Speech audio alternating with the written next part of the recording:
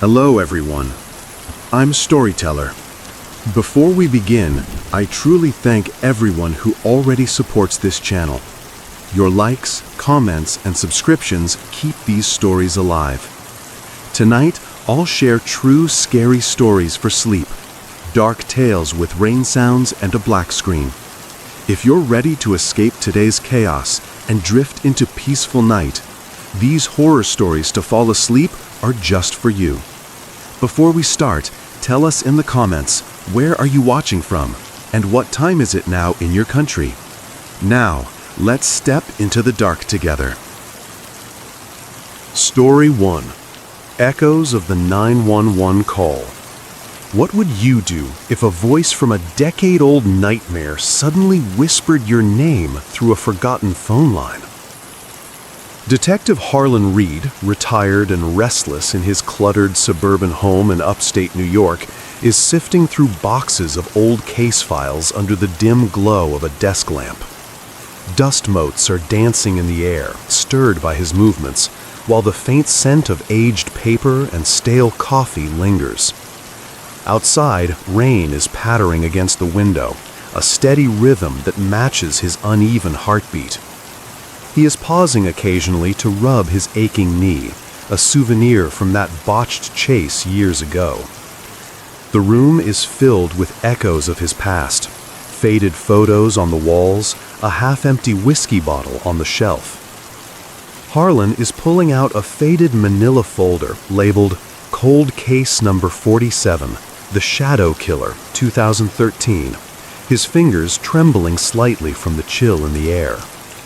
Inside, notes are yellowing, detailing a string of unsolved murders in a quiet town. Victims found with eerie shadows cast over their faces, no clear suspects. He is muttering to himself, "Just one more look, for old time's sake." The clock on the wall is ticking loudly, marking the late hour as midnight approaches.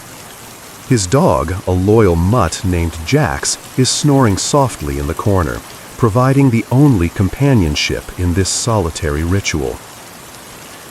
Switching to a personal edge, I am feeling that familiar knot in my stomach tightening as I flip through the pages. It's like the case is alive again, pulling me back into the darkness I thought I'd escaped.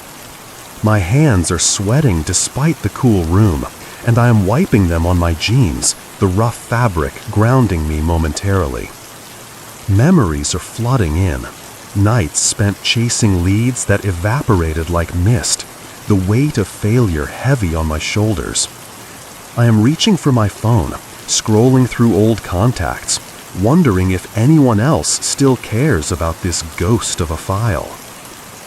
Harlan is discovering a small USB drive tucked into the folder's pocket, one he doesn't remember seeing before.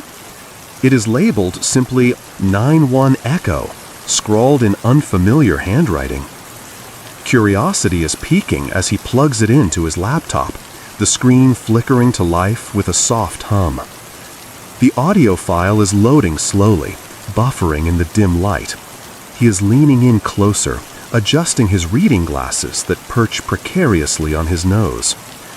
Outside, thunder is rumbling distantly, adding to the building tension. Jax is stirring now, lifting his head with a low whine, as if sensing something amiss.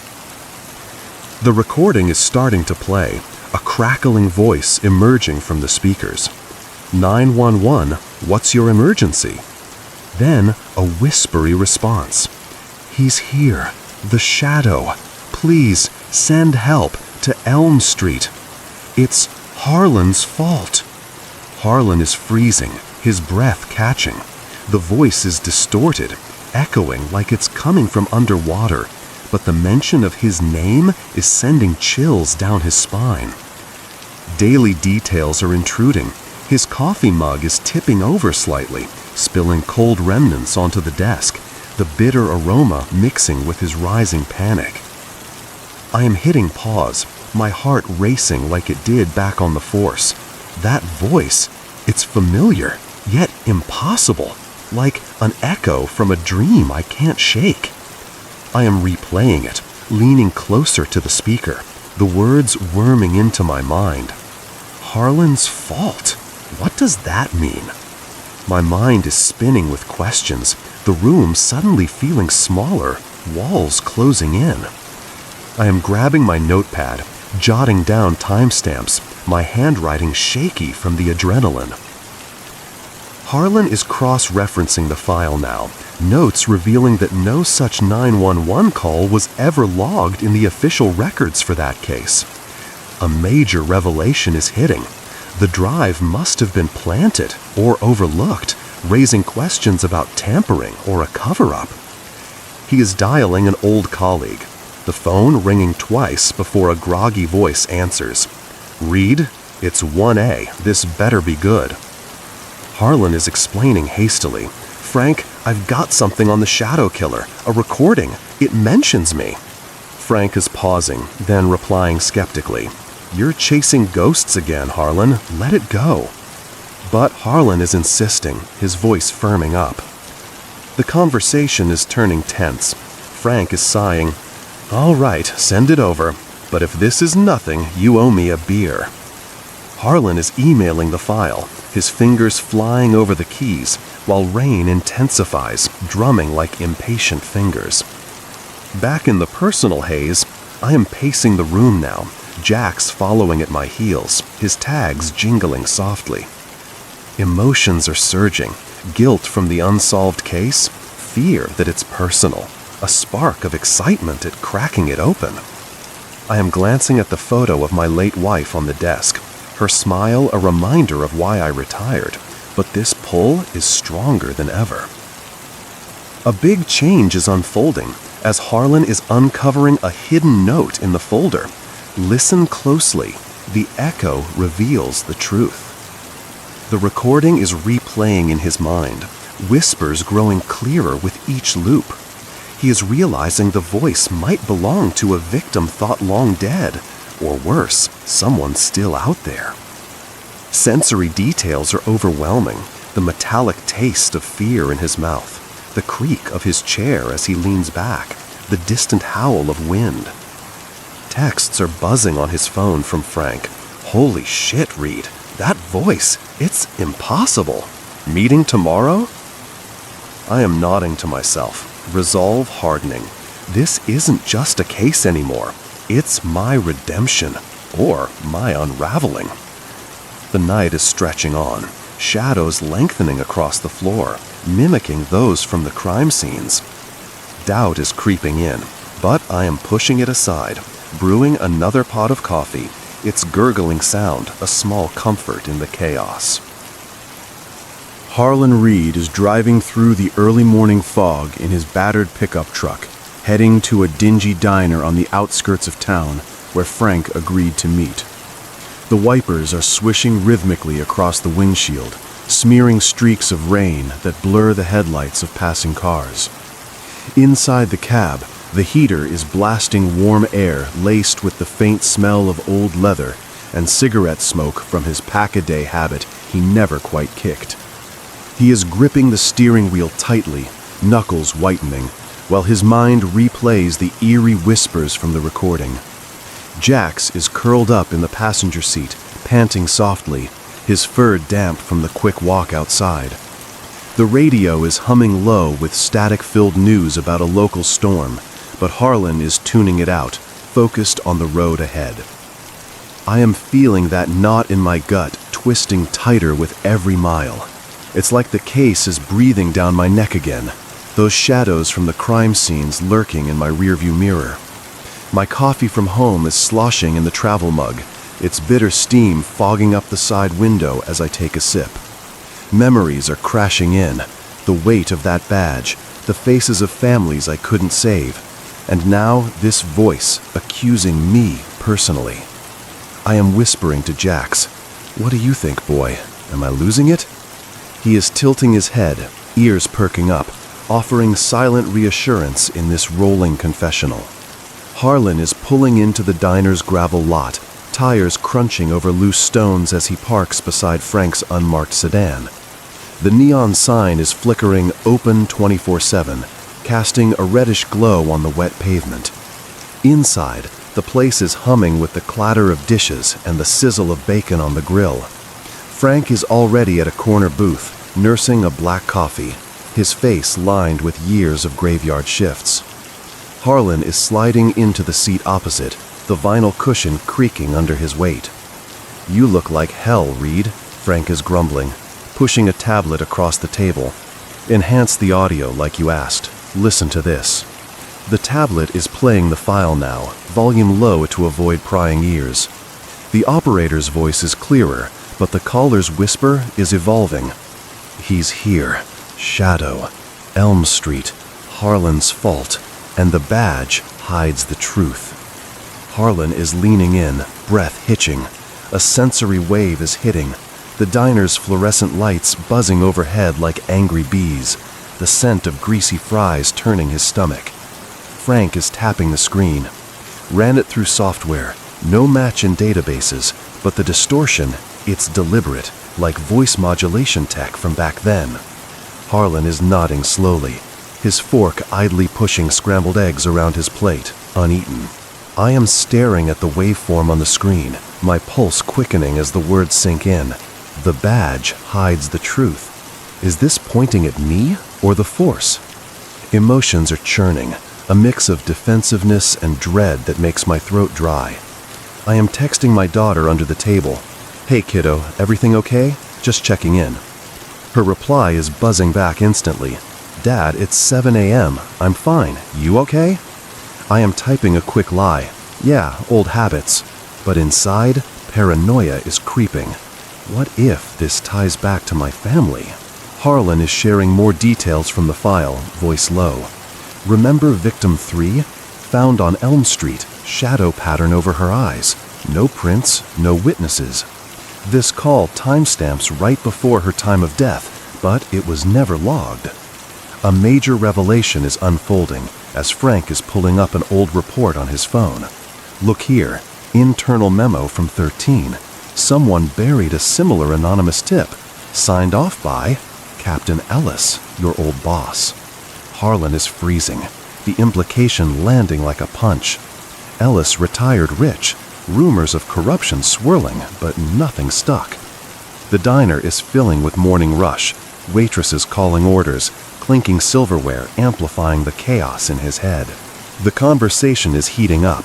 Frank is whispering, "If this is real, it could blow everything open. But Harlan, why your name? You were lead on the case. Did you miss something?" Harlan is defending. "I chased every lead, Frank. This feels planted." Outside, rain is pounding harder, thunder rumbling like an omen. A big change is sweeping in as Harlan's phone is ringing. An unknown number. He is answering cautiously. "Reed, here?" A distorted voice is hissing through. "Stop digging, detective. The shadow knows your secrets." The line is going dead, leaving static buzzing in his ear. I am slamming the phone down, heart hammering against my ribs. That voice, it's the same whisper from the recording, alive and taunting now. Jax is whining from the truck outside, visible through the window, his barks muffled by the glass. Fear is mixing with anger, pushing me to my feet. "Frank, we need to trace that call. This isn't cold anymore. It's burning." Frank is nodding grimly, grabbing his coat, the booth's check fluttering to the floor, unpaid in our haste. Harlan is stepping out into the downpour, rain soaking his jacket instantly, while Frank is following, keys jangling. The lot is slick, puddles reflecting the stormy sky. Sensory details are assaulting. Cold water seeping into his shoes, the metallic tang of ozone in the air. Back in the truck, Jax is licking his hand, a small comfort amid the storm. Harlan is driving off, mind racing toward the old precinct, determined but unnerved. Harlan Reed is storming into the dimly lit archives room of the old precinct, Frank trailing close behind with a folder tucked under his arm. Fluorescent lights are flickering overhead, casting long shadows that dance across rows of dusty file cabinets like silent sentinels. The air is thick with the musty odor of mildew and decaying paper, mingling with the faint buzz of an overworked air conditioner straining against the humidity. Harlan is rifling through drawers, his boots scuffing against the worn linoleum floor, while Frank is setting up a laptop on a rickety table, its fan whirring to life. Outside the small window, the storm is raging on, wind howling through cracks and rattling the panes. Jax is waiting in the truck, visible through the rain-streaked glass, his anxious pacing a blur. Switching to my raw nerves, I am feeling every creak and echo in this place, amplifying my paranoia. It's like the walls are whispering accusations, those old cases staring back with judgmental eyes. My hands are clammy as I pull out a box labeled Ellis Personnel Files, the cardboard rough against my palms, stirring up dust that makes me cough. Emotions are boiling, regret for trusting the captain, anger at the betrayal unfolding. I am muttering under my breath, "Damn it, Ellis, what did you bury?" Frank is glancing over, his expression a mix of concern and focus. The room's chill seeping into my bones despite the adrenaline warmth. Harlan is uncovering a sealed envelope inside the box, marked "Confidential, Eyes Only." It is yellowed with age, sealed with tape that's peeling at the edges. He is tearing it open carefully, revealing documents that detail off-the-books payments to Ellis from a shadowy real estate firm tied to the murder sites. Frank is scanning them quickly, his brow furrowing. This links Ellis to land grabs on Elm Street, right where victim 3 was found. Motive for covering up? Harlan is nodding, the papers rustling in his grip, while a sensory hit is landing, the sharp tang of ink from faded stamps, the distant drip of a leaky faucet echoing like a metronome in the quiet space. The duo is diving deeper, Frank pulling up digital logs on the laptop. A major revelation is emerging as cross-checks show the 911 system's back end was accessed illicitly in 2013, IP traces leading to Ellis's home address. He tampered with the records himself, Frank is whispering, voice laced with shock. Harlan is pacing now, the floorboards groaning under his weight. That bastard pinned it on shadows to hide his greed, but why drag me into it now? Their conversation is interrupted by Harlan's phone vibrating, another text from the unknown number. Shadows grow longer, read. Check your wife's old locker. Harlan is freezing, the message glowing on the screen like a threat from the grave. I am staring at the words, my chest tightening with a vice-like grip.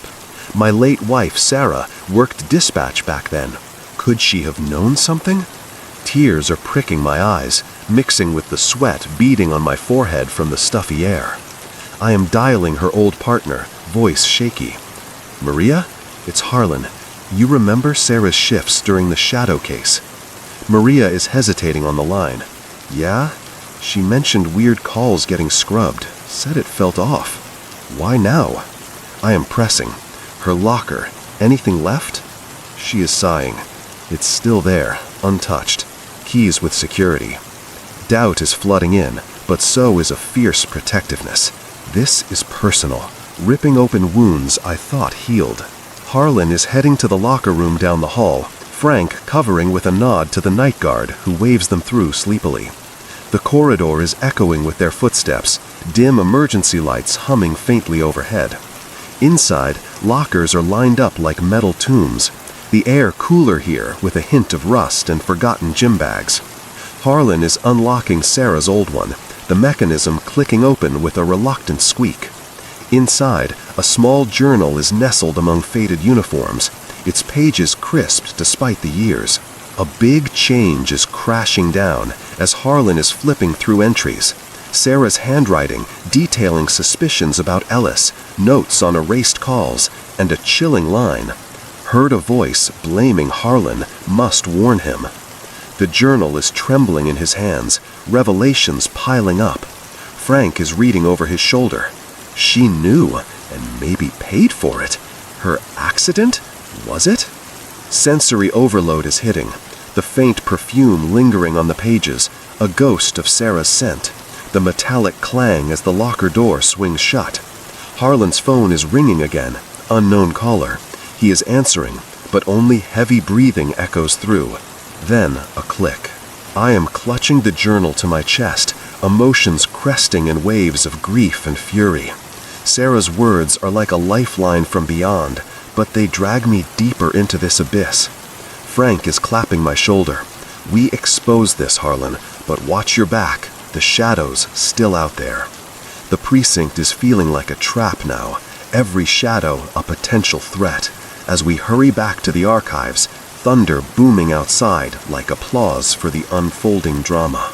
Harlan Reed is racing through the storm-slicked streets toward Captain Ellis's secluded cabin on the lake's edge. Frank's sedan tailing closely behind with lights flashing, but sirens off to avoid alerting anyone. The windshield wipers are whipping back and forth frantically, battling sheets of rain that obscure the twisting road ahead. Inside Harlan's truck, the dashboard is glowing with a faint blue light from his phone's GPS, while Jax is whining in the back seat, paws scraping against the upholstery from the bumpy ride. The air is heavy with the scent of wet dog and Harlan's nervous sweat, mixing with the ozone tang from lightning flashes illuminating the night sky. Frank is calling over the Bluetooth. "Reed, this is reckless. We should have brought backup." Harlan is gripping the wheel harder, replying gruffly, "No time. If Ellis is the shadow, we end it now." Shifting to my churning core, I am feeling the storm mirroring the chaos inside me. Every thunderclap is jolting my heart, memories of Sarah's accident crashing like waves. Was it really an accident, or did Ellis silence her? My eyes are stinging from the glare of oncoming headlights, and I am wiping them with my sleeve, the fabric damp and coarse. Emotions are raging, a storm of betrayal and loss that makes my throat tighten. I am whispering to Jax, "Hang in there, boy. This is for her." A text is buzzing from my daughter. "Dad, where are you? Storm's bad. Call me." I am ignoring it for now, focus narrowing on the cabin's distant outline. But guilt is gnawing at me like the rain eroding the road. Harlan is pulling up to the gravel drive, tires spinning slightly in the mud as he kills the engine. The cabin is looming dark and silent, windows black voids against the howling wind.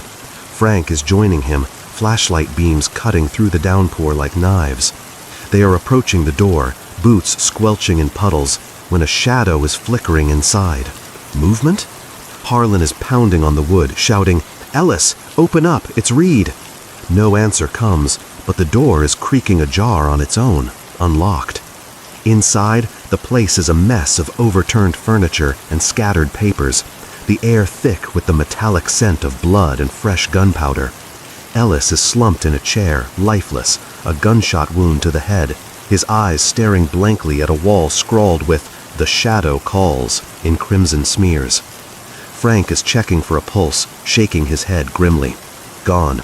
Suicide or staged? Harlan is scanning the room, sensory details assaulting him. The drip of rain through a leaky roof, the creak of floorboards underfoot, the faint hum of an old answering machine blinking with a new message. He is pressing play, the tape whirring to life. A distorted voice is filling the space. "Ellis, you buried it well, but echoes return. Harlan's next. The badge can't hide forever." The message is cutting off with static. No timestamp, no trace. Frank is bagging it as evidence, muttering, "This voice, same as the 911. But how? Ellis couldn't have called himself." A major revelation is unfolding as Harlan is finding a hidden safe cracked open behind a painting. Inside, documents spilling out detail Ellis's full scheme. Bribes, falsified reports, and a list of silenced witnesses, including Sarah's name. She was on to him, Harlan is whispering, voice breaking. Frank is clapping his shoulder. This proves it, but the calls, they're coming from somewhere else. The cabin is shaking from a thunderous gust, lights flickering as power surges. Harlan's phone is ringing again, unknown. He is answering, heart pounding. The whisper is returning. "Well done, detective. But shadows don't die. They multiply." The line is dropping, leaving only the storm's roar. I am staggering back, the journal from Sarah's locker clutched in my hand like a talisman. Her words are echoing in my mind, blending with the voice. Is it her, warning me from beyond, or something darker manipulating us all? Tears are mixing with rain on my face, the cold seeping through my jacket, chilling me to the core. Emotions are peaking, relief at exposing Ellis, terror that the true source eludes us, a hollow victory tasting like ash. Frank is urging, "Let's get out, call it in." But I am hesitating, staring at the scrawled wall, wondering if the shadow is me, my failures casting it all along. A big change is ripping through as sirens are wailing in the distance, backup arriving unbidden, lights piercing the night like accusations. Harlan is stepping outside, rain pelting his face, while Frank is coordinating with arriving officers. The investigation is shifting now, official channels taking over, but the call's origin remains a void. No digital footprint, no voice match, an echo without a source. Jax is bounding out of the truck, licking Harlan's hand, grounding him in the chaos. Back at the precinct later, reports are filing in, but questions linger. Was it a hacker, a ghost, or unresolved guilt manifesting? Harlan is retiring the file, yet the phone is silent now, the storm clearing to a starry sky. In the quiet of his home, I am sitting alone with Jax at my feet, the USB drive in my palm, unplayed. The voice's source is still unknown, a riddle whispering in the back of my mind. Shadows are lengthening on the walls, but for now, peace is settling uneasily, leaving me to ponder if some echoes never fade. What would you do if the final echo left more questions than answers? Comment below. Story 2. Echoes of Eternal Smoke. What would you do if ancient smoke suddenly fills your lungs, pulling ghosts from the past right into your path? I am walking through the dense forests of Portland, feeling the cool mist clinging to my skin. Leaves are crunching under my boots, each step echoing softly. The air is growing thicker, carrying a faint, acrid scent that I can't quite place. Birds are chirping overhead, but their songs are fading into silence. My heart is pounding a little faster now, as if sensing something unseen. I am pausing by an old oak tree, its bark rough and weathered under my fingers, while the wind is whispering through the branches like a forgotten secret. Smoke is drifting in slowly, wrapping around me like an invisible cloak. I am inhaling deeply, and the smell is hitting me hard. Charred wood from fires long extinguished, mixed with earth and decay. It is reminding me of campfires from childhood, but this is different, sharper, almost alive. My eyes are watering slightly from the sting, and I am wiping them with the back of my hand.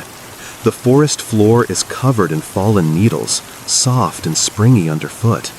I am continuing my hike, pushing through underbrush that scratches at my jeans, while the smoke is thickening, turning the sunlight into hazy beams. Every few minutes, a new sensation is emerging. Now, the scent is intensifying, like burning pine from centuries ago. I am stopping again, my breath catching in my throat. The trees are swaying gently, their leaves rustling in a rhythm that feels unnatural. Fog is rolling in low to the ground, mingling with the smoke and creating swirling patterns. I am feeling a chill run down my spine, unrelated to the dropping temperature. My backpack is weighing heavier on my shoulders, filled with water bottles and snacks that suddenly seem insignificant. As I am venturing deeper, the smoke is revealing shapes in the air, faint outlines that dance like shadows at dusk. I am squinting, trying to make sense of them, while my pulse is racing wildly. A figure is materializing slowly, translucent and wavering, dressed in old-fashioned clothes from another era. It is staring right at me, eyes hollow and accusing. Fear is gripping my chest, making it hard to breathe. I am stumbling back, branches snapping under my feet. The forest is alive with whispers now, voices murmuring in languages I don't understand.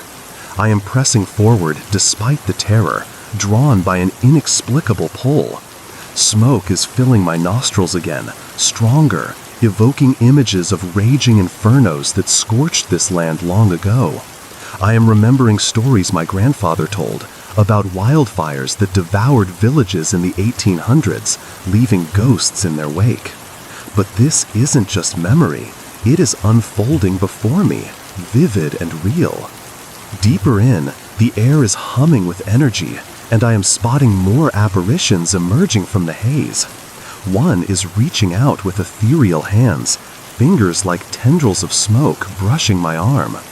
A jolt is shooting through me, cold and electric, as if history itself is touching my soul. I am gasping, the smell overwhelming now, burnt flesh mixed with smoldering earth, pulling me into a vortex of the past. My mind is reeling, flashes of forgotten flames dancing in my thoughts. Time is blurring as I am wandering further, the path twisting unpredictably. Every inhale is bringing more details, the crackle of invisible embers, the heat phantom on my skin. I am realizing these aren't just ghosts, they are victims of ancient blazes, trapped in eternal torment. A major revelation is hitting me. The smoke is a bridge, connecting now to then, and I am standing right on it. My footsteps are quickening, heart hammering in my ears. The forest is closing in, trees leaning closer as if to listen. Smoke is coiling around my legs, making them feel heavy and unresponsive. I am seeing a clearing ahead where the haze is thickest, forming a wall of gray. Pushing through, I am encountering a scene from hell. Spectral figures are reliving their final moments, screams echoing silently in the air. Emotions are surging within me, a mix of dread and curiosity that I can't shake. I am touching one of the apparitions, my hand passing through like mist, but it leaves a burning sensation. Memories are flooding in, not mine, but theirs. Villages ablaze, families fleeing, the sky black with ash. I am becoming part of this nightmare, my own past intertwining with theirs in ways I never imagined. The ground is trembling slightly now, or maybe it's just my legs shaking. Wind is picking up, carrying embers that aren't really there, stinging my eyes. I am whispering to myself, trying to stay grounded, but the smoke is invading my thoughts, rewriting my reality. A big shift is occurring. I am no longer just observing. The fire is claiming me, pulling me into its eternal dance. Deeper emotions are rising, tears streaming down my face from the smoke and sorrow. I am fighting to remember who I am, but the ancient flames are whispering my name, inviting me to join. The forest is transforming around me, paths vanishing into smoky voids. My phone is buzzing in my pocket, but the signal is dying, leaving me isolated in this spectral world. As the smoke envelops me completely, I am surrendering to the pull, becoming one with the ghosts of Portland's forgotten fires. The air is alive with their stories, and I am listening, heart open to the pain. I am emerging from the smoky haze, but the forest is no longer the one I know. Trees are twisting into charred skeletons, their branches reaching out like desperate arms. The air is shimmering with heat waves that weren't there before. My clothes are clinging to my sweat-dampened skin, heavy and uncomfortable. I am blinking hard, trying to clear my vision, while the ground beneath me shifts from soft earth to cracked, ashen soil. Ghosts are hovering nearby, their forms more solid now, pulling me along an invisible path. My throat is burning from the inhaled smoke, each breath tasting like embers. Flames are flickering at the edges of my sight, not real but insistent, painting the sky in oranges and reds. I am stumbling forward, drawn by a distant roar that sounds like a wildfire's hunger. The scent is evolving, no longer just old smoke, but fresh, raging fire mixed with melting sap and fear. Birds are fleeing overhead in spectral flocks, their wings silent but frantic. I am reaching out to steady myself against a tree, but my hand passes through it, leaving a tingling void.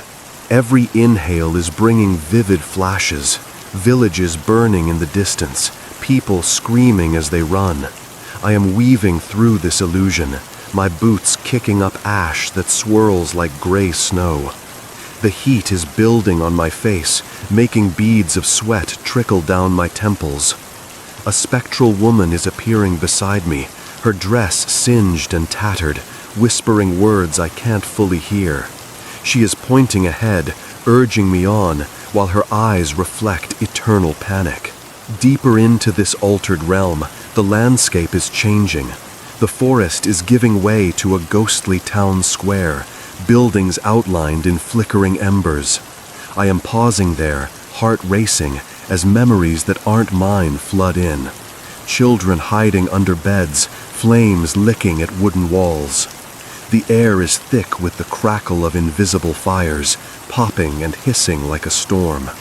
My skin is prickling with phantom burns, each one a story from the past. I am whispering questions to the apparitions, but they only respond with mournful gazes. Smoke is coiling up from the ground now, rising like serpents that wrap around my ankles. I am struggling to pull free, but they hold me fast, forcing me to witness the unfolding horror. Figures are materializing in mass, reliving the catastrophe that claimed them, their silent cries echoing in my mind. A child ghost is tugging at my sleeve, small hands cold as ice, leading me toward a central pyre that blazes without consuming. Emotions are churning inside me, a whirlwind of sorrow and rage that makes my chest tighten. As I am approaching the pyre, a major revelation is striking like lightning. I am recognizing the woman's face from old family photos, an ancestor lost to these very flames. She is my great-great-grandmother, her story buried in forgotten letters, now alive in this spectral blaze. The connection is pulling me deeper, my own blood tying me to this eternal fire. I am gasping, the truth overwhelming, as her memories merge with mine, fleeing through the night, the heat chasing like a predator. The town is alive with chaos now, ghosts reenacting their doom in loops that never end. I am dodging between them, feeling the heat intensify, singeing the hairs on my arms. Wind is whipping up ash storms that sting my eyes, blurring the line between past and present. My phone, long silent, is vibrating faintly in my pocket, but when I check, the screen shows static flames instead of signals. I am calling out to the ancestor, begging for answers, while she fades in and out like smoke signals. Time is stretching strangely here, minutes feeling like hours as I am exploring the ruined streets. Sensory waves are hitting, the metallic tang of blood in the air, the distant thunder of collapsing roofs. I am finding a hidden diary in the ruins, pages fluttering open to reveal handwritten horrors from the fire's night. Reading them, I am uncovering secrets. Arson by a forgotten enemy, a betrayal that doomed the village. This knowledge is shifting everything. I am no longer just a visitor, but a key to breaking the cycle. Flames are encroaching closer, their heat licking at my heels as I run through the spectral town. Panic is rising in my throat, mixing with determination to learn more. The ghosts are gathering, forming a circle around me, their eyes pleading for release from this purgatory. A big change is unfolding. I am feeling power surge within, inherited from my bloodline, allowing me to interact with the fire instead of fleeing it. Deeper bonds are forming, tears mixing with sweat on my face as I am embracing the ancestor spirit. She is sharing visions of escape routes long lost, paths through the blaze that could free them all. The environment is morphing again, buildings crumbling into embers that float like fireflies. I am pushing against the heat, heart pounding with newfound purpose, but doubt is creeping in. What if I become trapped here forever? Emotions are peaking, a torrent of inherited grief that makes me sob openly. The smoke is whispering temptations, offering eternal rest if I stay, but I am resisting, clinging to fragments of my modern life. As the pyre roars louder, I am realizing the fire's hunger isn't sated. It's seeking new fuel, and I'm it. I am harnessing this newfound power, feeling it pulse through my veins like liquid fire as I stand at the heart of the spectral pyre. The ghosts are circling closer, their forms flickering in the intensifying glow. I am raising my hands, and embers are dancing at my fingertips, responding to my will for the first time. The air is crackling with energy, hot and electric, making my hair stand on end. Sweat is pouring down my back, mixing with the ash that clings to everything. My ancestor's spirit is nodding encouragingly, her translucent face alight with hope. I am channeling the flames, not to destroy, but to reveal hidden truths buried in the blaze. The pyre is parting like a curtain, unveiling a path downward into the earth. I am descending cautiously, steps echoing in a cavern that materializes beneath the town square. Roots are twisting into stairs, slick with moisture and glowing faintly. The scent is shifting to damp stone and smoldering roots, a musty underworld that chokes the breath. Echoes of dripping water are punctuating the silence, each drop like a heartbeat in the dark. My flashlight from the backpack is flickering on, casting erratic shadows that dance like more ghosts. I am whispering to myself, steadying nerves that fray with every step deeper. Every breath is drawing in cooler air, laced with the tang of minerals and forgotten decay. I am spotting carvings on the walls, ancient symbols etched by hands long gone, telling tales of the fire's origin. The cavern is expanding into a vast chamber, where roots form a tangled ceiling overhead. A spectral figure is emerging from the shadows, not a victim this time, but a menacing presence with eyes like burning coals. He is the arsonist, his form wreathed in perpetual flames, grinning with malevolent intent. Confrontation is building as I am approaching him, power surging in my chest. He is laughing silently, the sound reverberating like crackling wood, while flames leap toward me in warning. I am dodging, feeling the heat singe my sleeve, leaving a scorched mark.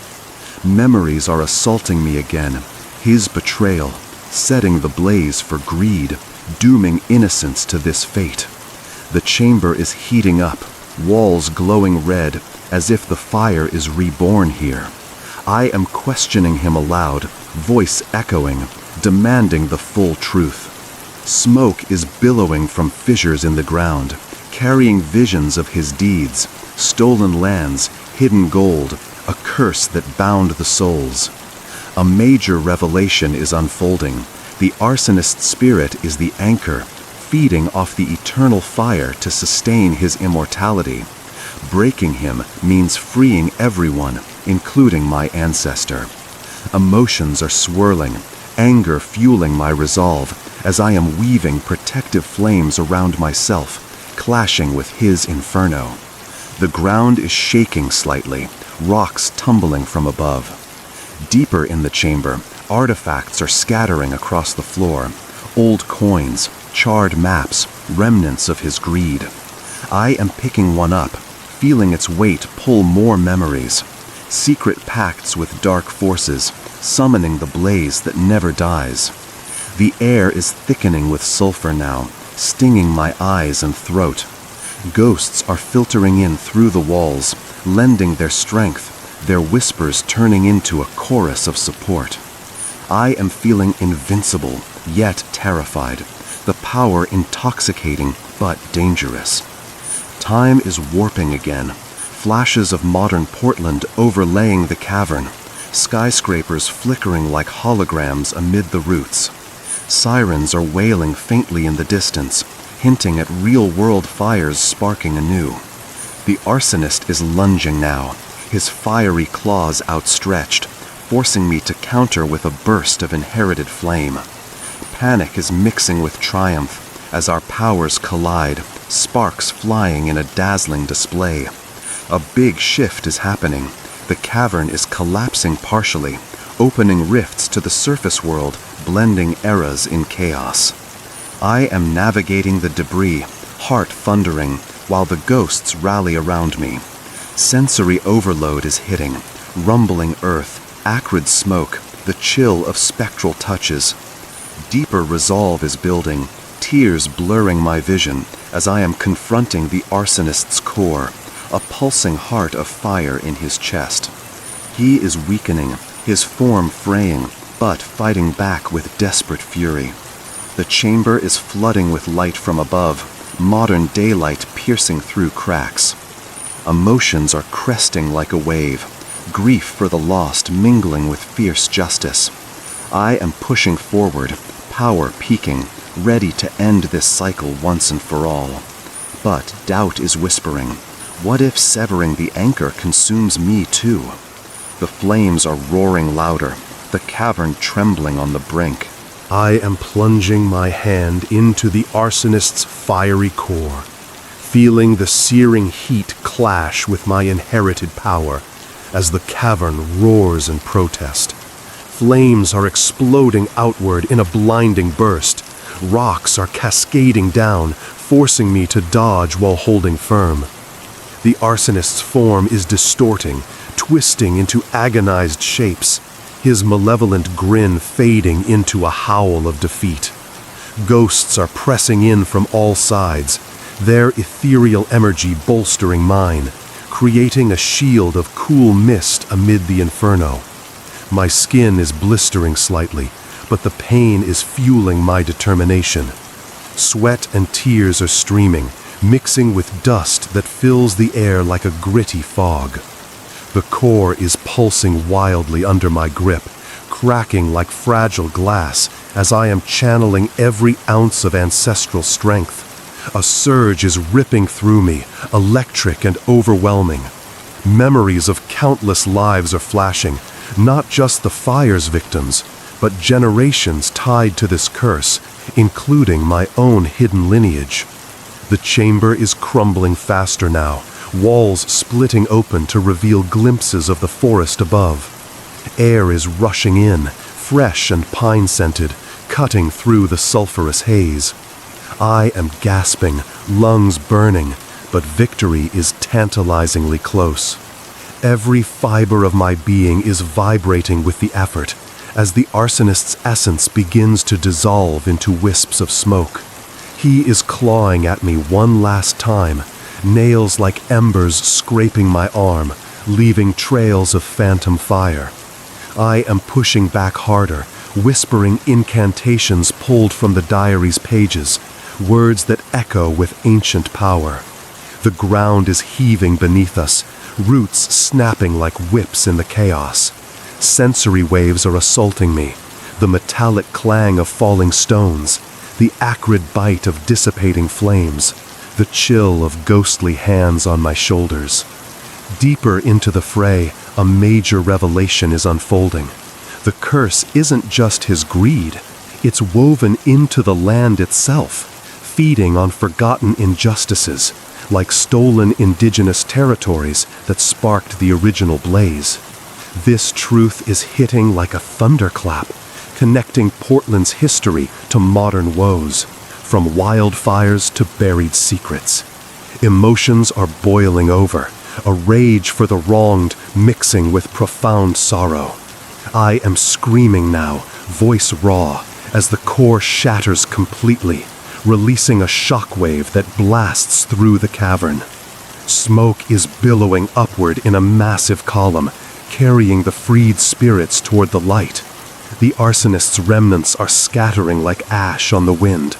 Ghosts are ascending, their forms glowing with peace, waving faint goodbyes as they dissolve into ether. My ancestor is lingering longest, her touch warm for the first time, whispering gratitude before fading. The cavern is sealing behind them, rocks tumbling to form a natural barrier, but a path to the surface is opening wide.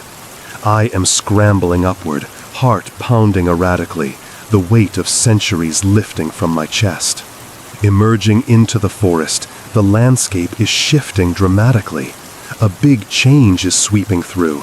The twisted, charred trees are straightening, green leaves sprouting rapidly as if time is rewinding. The air is clearing, sweet with rain-scented mist instead of smoke. My phone is buzzing frantically now, signals restoring, messages flooding in about a contained wildfire nearby, one that mysteriously extinguished itself. I am collapsing to my knees, breathing deeply, the cool earth grounding me back to reality. Birds are returning, their songs triumphant, while distant sirens fade into silence. Wounds on my skin are healing unnaturally fast, faint scars forming like badges of survival. I am reflecting on it all, emotions settling into a quiet awe, the past's grip broken, but its lessons etched forever in my soul. The forest is whispering softly now, not with ghosts, but with wind through healthy branches. My backpack is lighter, contents spilling out as I rummage for water, gulping it down to soothe my parched throat. Everyday details are anchoring me. The crunch of leaves underfoot, the sun warming my face, a text from a friend asking where I've been. Yet a twist is lingering. In my pocket, a single ember glows faintly, a remnant of the power that could reignite if injustices persist. I am crushing it carefully, but doubt flickers. What if it's not fully gone? The city skyline is visible through the trees, modern life calling me back, but I am changed, carrying the echoes within. Deeper peace is washing over, tears of relief mixing with lingering smoke on my cheeks. As the sun sets, painting the sky in harmless oranges, I am walking out of the woods, ready to face whatever comes next. What would you do if breaking a century-old curse left you with a spark of eternal fire inside? Comment below. Story 3. The Smiling Man on County Road 13. What would you do if a smile in the dark promised something far worse than fear? 4 friends are cruising down the desolate stretch of County Road 13 in rural Ohio, their beat-up SUV rattling over potholes under a moonless sky. Mia is driving, her hands steady on the wheel despite the late hour, while Jake is shotgun, fiddling with the radio that crackles with static. In the back, Lena is scrolling through her phone, the screen's glow casting eerie shadows on her face, and Tyler is dozing lightly, his head lolling against the window. The air inside is thick with the scent of greasy fast food wrappers and stale energy drinks, mingling with the faint, earthy dampness seeping in from outside. Crickets are chirping relentlessly beyond the headlight's beam, a chorus that feels unnaturally loud in the isolation. Mia is glancing in the rearview mirror, saying casually, "This shortcut was a bad idea, guys. GPS says we're still 20 miles from the cabin." Jake is laughing it off, twisting the dial again. "Come on, Mia, live a little. No traffic, no cops, what's not to love?" Lena is chiming in from the back, her voice playful but edged with tiredness. "Yeah, but if we break down here, we're screwed. No signal, remember?" Tyler is stirring awake, rubbing his eyes and muttering, "What did I miss? More complaining?" The group is bantering lightly, the SUV's engine humming steadily as they round a bend, but a subtle unease is creeping in. The road is narrowing, flanked by dense woods that seem to swallow the light. Sensory details are building, the bump of tires over gravel, the cool draft from a cracked window carrying hints of pine and decay. Switching to the group's collective tension, we are all feeling that prickly sense of being watched, though no one admits it yet. Mia's grip is tightening on the wheel, her knuckles paling under the dashboard lights. Jake is cracking jokes to mask it, but his laughs are sounding forced, echoing hollowly in the confined space. Lena is putting her phone away, the battery low anyway. and Tyler is sitting up straighter, peering into the darkness. "Hey, did you hear that?" Tyler is asking suddenly, his tone shifting to alert. The others are pausing, straining to listen. A faint scraping sound is emerging from the roadside, like teeth grinding together in the night. Unnatural, rhythmic, and close. Mia is slowing the SUV instinctively, her foot easing off the gas as the headlights catch a figure standing motionless on the shoulder. It is tall and humanoid, dressed in tattered clothes that blend with the shadows. But its face, oh God, the smile is stretching impossibly wide, teeth gleaming white and sharp under the beams. The group is freezing. Jake is whispering, "What the hell is that?" Lena is leaning forward, squinting. Is it smiling? Like, really smiling? Tyler is grabbing his phone, fumbling for the camera. "Guys, this is some creepy pasta shit. Let's just drive." But Mia is hesitating, the engine idling as the figure remains still, that grin unchanging, eyes hidden in shadow. The scraping sound is intensifying now, a gritty ah of enamel rubbing, audible even over the engine's purr. Dialogue is erupting in the car.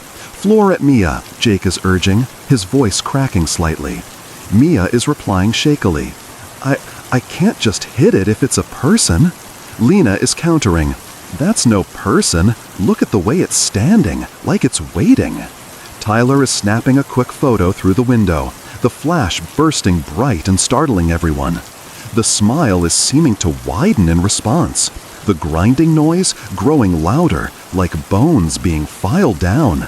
Sensory waves are hitting hard, the metallic tang of fear in their mouths, the chill of goosebumps racing up arms, the SUV's interior suddenly feeling too small and stuffy. A major revelation is unfolding, as the figure is starting to move, not walking, but gliding forward with unnatural smoothness, the smile never faltering. "Oh shit, it's coming!" Lena is yelling, her phone dropping to the floor with a clatter. Mia is slamming the gas, tires spinning on loose gravel before catching traction. The SUV is lurching forward, leaving the thing behind in a cloud of dust. Jake is twisting to look back. It's following? No, wait, it's gone. Tyler is checking his photo, zooming in with trembling fingers. The image shows the road empty, but that grinding echo is lingering in their ears, faint but persistent. The friends are speeding away now, hearts pounding in unison. Mia is breathing heavily. What was that sound? Like teeth? Grinding?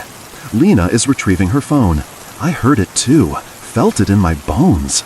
Tyler is showing the photo around, but a big change is hitting as they examine it closer under the interior light. In the background, behind the SUV's rear window, a faint outline of that smiling face is appearing. Eyes now visible and locked on them, grin stretched even wider. "Guys, look," Tyler is whispering, voice laced with dread. The group is falling silently, the road stretching endlessly ahead, but the scraping is echoing softly in their minds, a promise of pursuit. The friends are barreling down the remaining miles of County Road 13, Mia's foot heavy on the accelerator as the SUV's engine roars in protest. Trees are whipping by in a blur, their branches scratching at the windows like skeletal fingers, while the road's uneven surface is jolting everyone inside. Jake is clutching the armrest, his face pale in the dashboard's glow, and Lena is huddled in the back, arms wrapped around herself. Tyler is zooming in and out on the photo repeatedly, his thumb swiping frantically across the screen.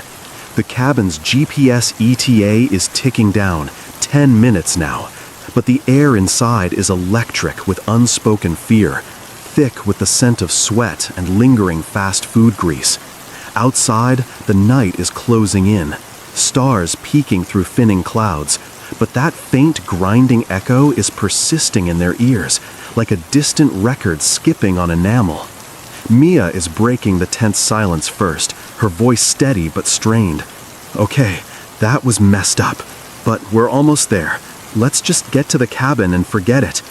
Jake is nodding too vigorously, replying, "Yeah, probably some weirdo in a costume, hillbilly prank or something." Lena is scoffing from the back. A prank with teeth grinding like that? It sounded wrong, like bones on a chalkboard. Tyler is interjecting, holding up his phone. And this photo? Look closer. The smile's not just behind us. It's reflecting in the window, eyes staring right at the camera. The group is falling quiet again, the SUV's tires humming over smoother pavement now. But sensory prickles are rising. A chill draft sneaking through the vents, carrying a faint metallic rasp that mimics the grinding. Switching to our shared dread, we are all trying to shake it off, but that sound is worming into our thoughts. Mia's hands are trembling slightly on the wheel, her breath's coming quicker. Jake is cracking his knuckles nervously, the pops echoing sharply in the confined space. Lena is texting a friend back home. "Weird shit on the road. Call you later?" But the message is failing to send, bars dropping to 0. Tyler is replaying the moment in his mind, the flash's afterimage burning behind his eyelids. "Guys, what if it's following us?" he is whispering, voice barely above the engine's drone. They are arriving at the cabin finally, pulling into the dirt driveway where the wooden structure looms under towering pines. Mia is killing the engine, the sudden silence amplifying the rustle of leaves and distant owl hoots. Everyone is piling out quickly, grabbing bags from the trunk with hasty grabs. Jake is fumbling with the keys, the metal jingling loudly as he unlocks the door. Inside, the place is musty and dim, lit by a single bulb that flickers on with a buzz. Lena is flipping more switches, revealing a cozy but cluttered living room. Plaid couches, a stone fireplace, and shelves of dusty board games. Tyler is setting his phone on the coffee table, pulling up the photo again. "All right, group huddle. We need to figure this out." The grinding sound is absent now, but its memory is lingering, making every creak of the settling cabin feel ominous. Dialogue is flowing as they settle in. Mia is pouring drinks from a cooler, hands shaking slightly. Past the beer, that thing's smile was too wide, like physically impossible. Jake is agreeing, taking a swig. "Yeah, and the way it glided, not human. Remember those urban legends about the smiling man stalks roads at night?" Lena is rolling her eyes, but leaning in. "Oh, come on, that's just stories." But the teeth, that grinding was so clear, like it was savoring something. Tyler is enhancing the photo with an app, the screen glowing brighter. A major revelation is hitting as details sharpen. The figure's teeth are uneven, jagged, and there's a faint trail of what looks like saliva dripping. But more alarmingly, the background shows the road sign for County 13 etched with scratches that form a smiley face. The conversation is turning heated. "This is real, not a joke," Tyler is insisting, zooming further. Mia is countering, "Then why post it online? We delete it and move on." But Lena is grabbing her own phone, snapping a pic of the group for proof.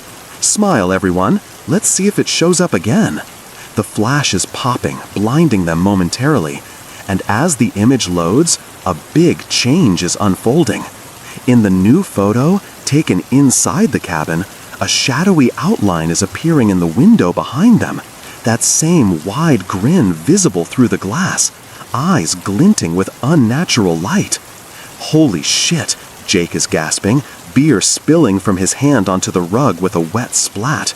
The grinding sound is returning now, faint but unmistakable, emanating from outside the cabin walls. Ah, ah, like teeth clashing in anticipation. We are all staring at the photo, hearts racing in sync. The cabin is feeling like a trap, every shadow in the corners twisting into smiles. Lena is whispering, "It's here," listening.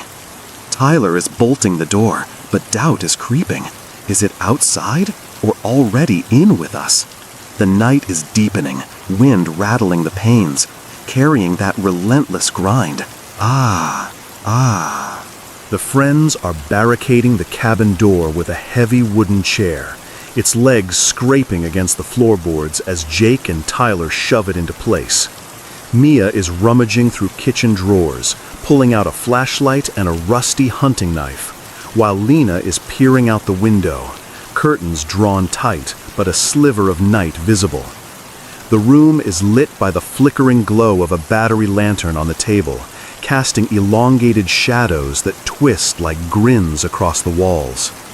Outside, wind is howling through the pines, branches tapping insistently on the roof, and that teeth-grinding sound is pulsing intermittently, like ivory rasping on bone.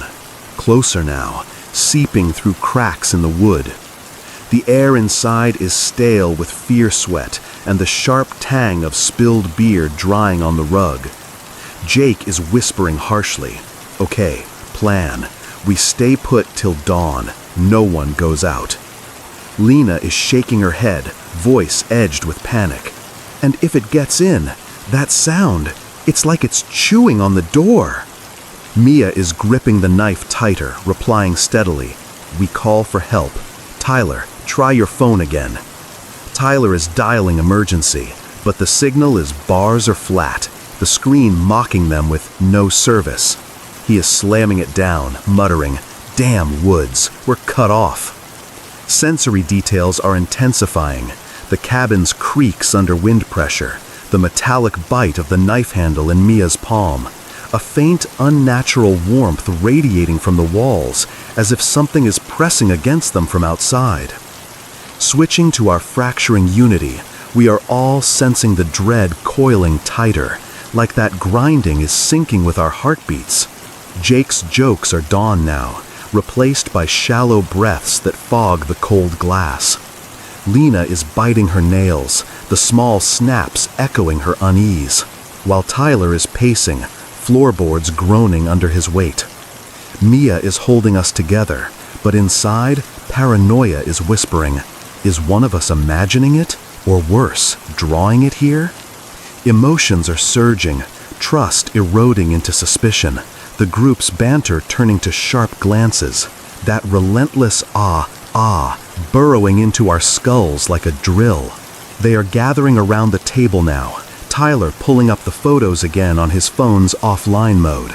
"Look, in this new one, the smile's closer. See the teeth details? Jagged, like they've been filed." Dialogue is spiking. Jake is leaning in. File that under nope. What if it's not real? Hallucination from bad burgers? Lena is countering heatedly. "We all heard it. And the grinding. Feel that vibration?" Indeed, the table is trembling slightly, a low rumble accompanying the sound, like teeth clashing with increasing fervor. Mia is suggesting, "We record it. Proof for later." Tyler is hitting record on his phone, the red dot pulsing as the fills the audio, growing louder, more insistent, laced with a wet, slurping undertone now. A major revelation is dawning as they play back the recording. Amid the grinding, faint whispers are emerging. "Smile, with, us." Distorted voices that sound eerily like their own, layered and twisted. "That's my voice," Lena is gasping, hand flying to her mouth. Jake is replaying it, volume up. "Mine too. What the hell?" The group is exchanging horrified looks, the lantern's light flickering as if in response, shadows on the walls morphing into multiple smiling silhouettes. Sensory overload is hitting, a sudden chill draft carrying the scent of decay, like rotting enamel, making their stomachs churn. The phone's speaker is buzzing with static that mimics the grinding, echoing in stereo. The argument is escalating. "This thing's messing with our heads," Tyler is yelling, tossing the phone aside with a clatter. Mia is trying to calm them. "Stick together. Don't let it divide us." But Lena is backing away, eyes wide. "What if it's one of us? That whisper sounded just like you, Jake." Jake is protesting. "Me? You're paranoid." Tensions are boiling over into shouts, fists clenching, when a big change is shattering the moment. A loud bang echoes from the door, the chair barricade splintering as something rams against it. The grinding is deafening now, right outside. Vibrating through the wood like teeth gnawing at the barrier. They are scrambling back, Mia brandishing the knife, while the door buckles inward, a sliver cracking open to reveal that impossibly wide smile, teeth gleaming in the dark, eyes locked on them with hungry glee. We are all freezing in terror, the cabin transforming into a cage. Unity is crumbling as accusations fly, but the grinding is drowning everything, promising to consume us one smile at a time. The night is endless, the entity pressing closer, its sound a symphony of impending doom. The friends are scrambling away from the buckling door, its wood splintering with a sharp crack as the grinding sound escalates into a frenzy. Like teeth pulverizing bone, vibrating through the floorboards and rattling the lantern on the table. Mia is slashing wildly with the knife at the widening gap, her breaths coming in ragged gasps, while Jake is heaving a nearby bookshelf toward the entrance, books tumbling like dominoes with papery thuds. Lena is screaming, "It's breaking through! Do something!" Tyler is fumbling for anything, a fire poker from the hearth, its iron cold and heavy in his grip. As the door finally gives way, slamming inward with a deafening bang. The cabin is flooded with a gust of night air, carrying the stench of wet earth and something foul like decaying breath. Shadows are pouring in, but the figure itself is nowhere. Only that relentless grinding echoing from all directions now, as if the walls themselves are clenching jaws. Dialogue is exploding in chaos. "Where is it?" Jake is yelling, swinging a lamp like a club, its cord yanking from the wall and plunging the room into semi-darkness lit only by flashlights. Mia is shouting back, "I saw the smile, right there!" Lena is hyperventilating. The whispers, "It's us, it's making us hear ourselves." Tyler is yelling over the din, "Grab the phones, record everything, proof." Sensory assault is overwhelming, the gritty rasp of scraping against their eardrums, making teeth ache in sympathy. Splintered wood shards biting into palms as they fortify, a metallic taste flooding mouths from bitten tongues and panic. The cabin is shaking, furniture toppling with crashes, and the grinding is morphing, incorporating wet smacks like lips parting over endless teeth. Switching to our dissolving cohesion, we are all fracturing under the onslaught, trust shattered as the whispers return, distorted echoes of our own voices, hissing secrets. Jake's afraid of the dark, Lena's lying about the affair, Mia's guilt from the accident, Tyler's hidden shame.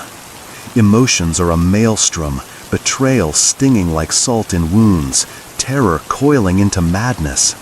Glances are turning accusatory, the group's bond unraveling as the sound drowns out reason.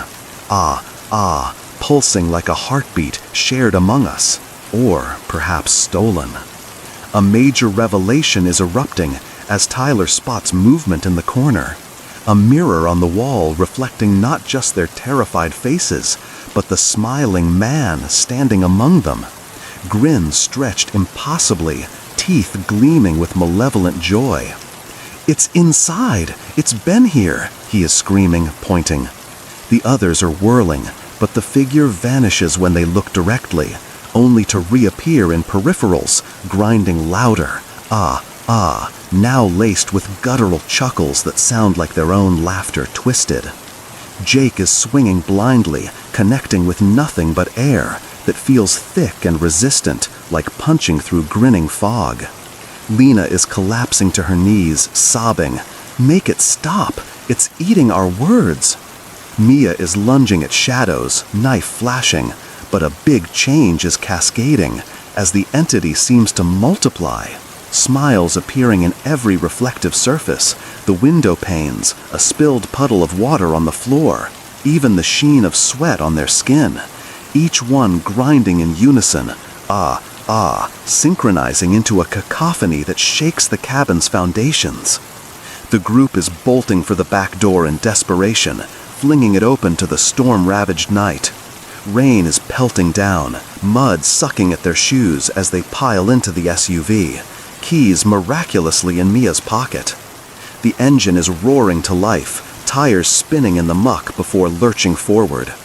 Inside, they are drenched and gasping, the grinding fading slightly as distance grows, but whispers linger on the wind.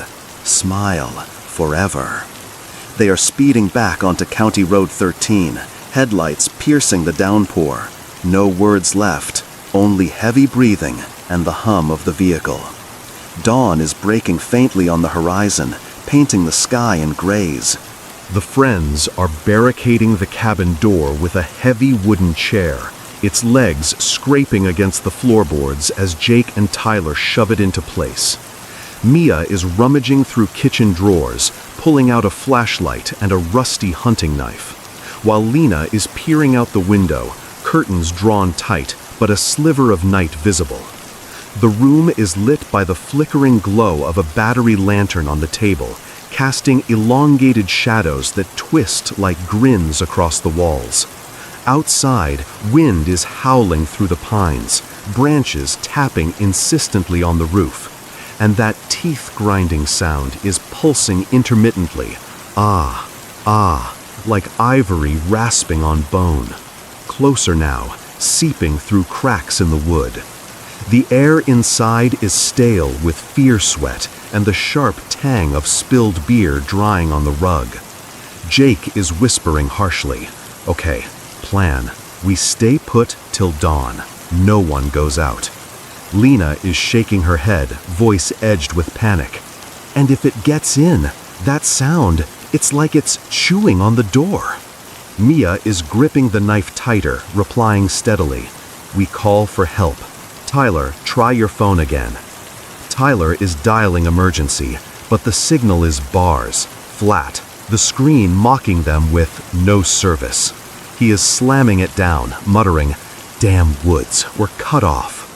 Sensory details are intensifying, the cabin's creaks under wind pressure, the metallic bite of the knife handle in Mia's palm, a faint, unnatural warmth radiating from the walls, as if something is pressing against them from outside.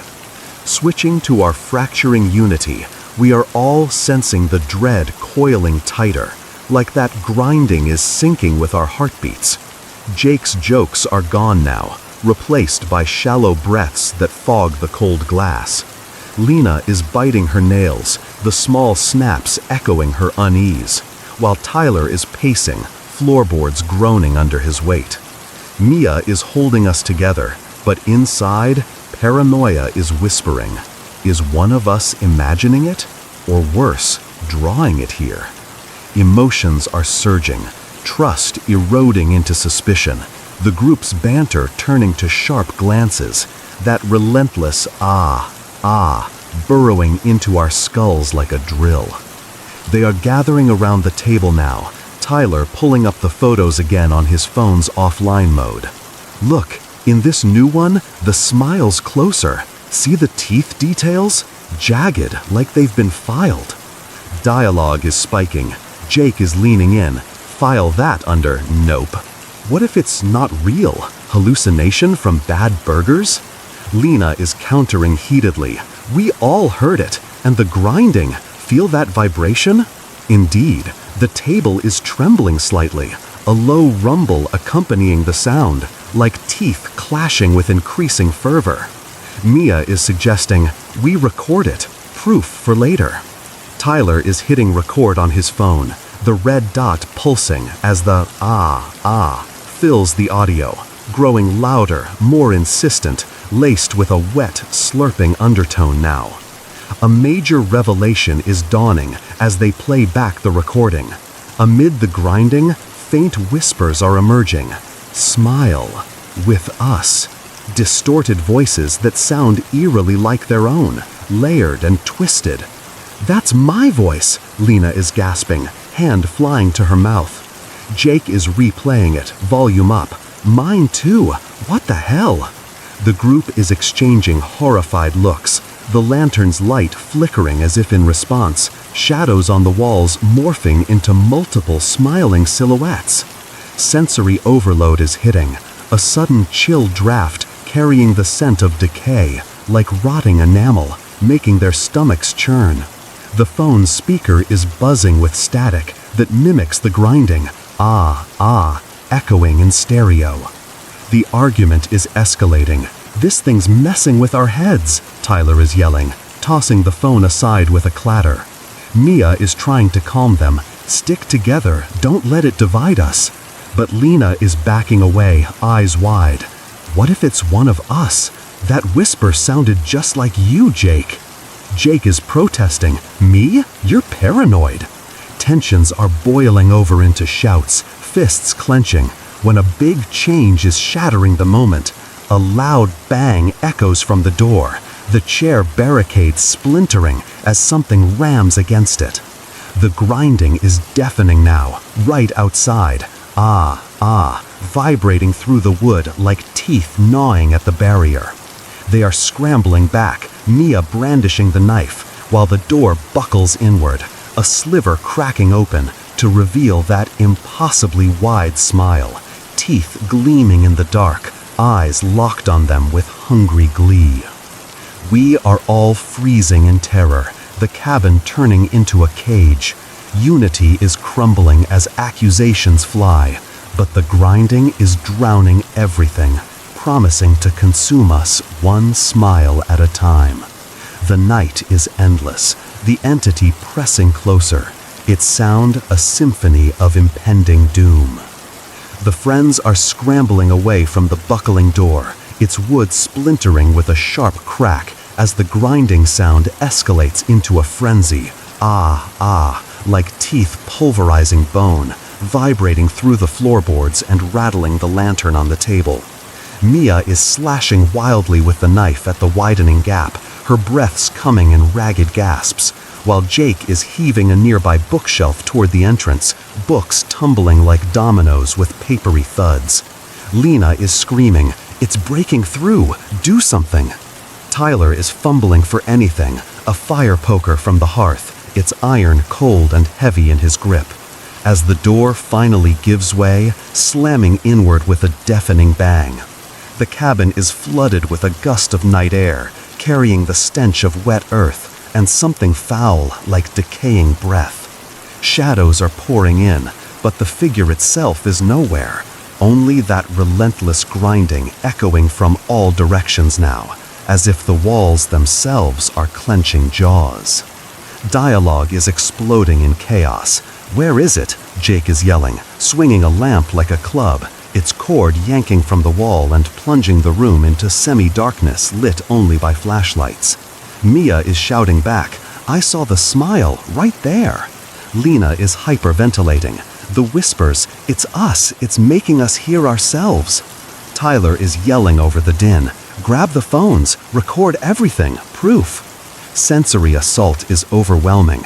The gritty rasp of scraping against their eardrums, making teeth ache in sympathy.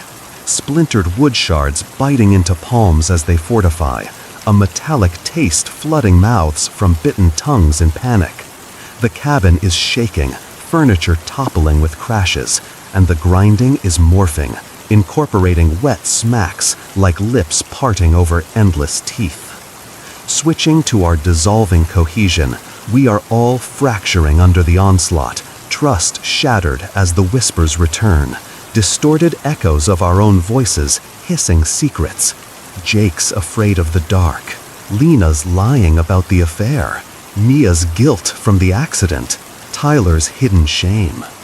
Emotions are a maelstrom, betrayal stinging like salt in wounds, terror coiling into madness.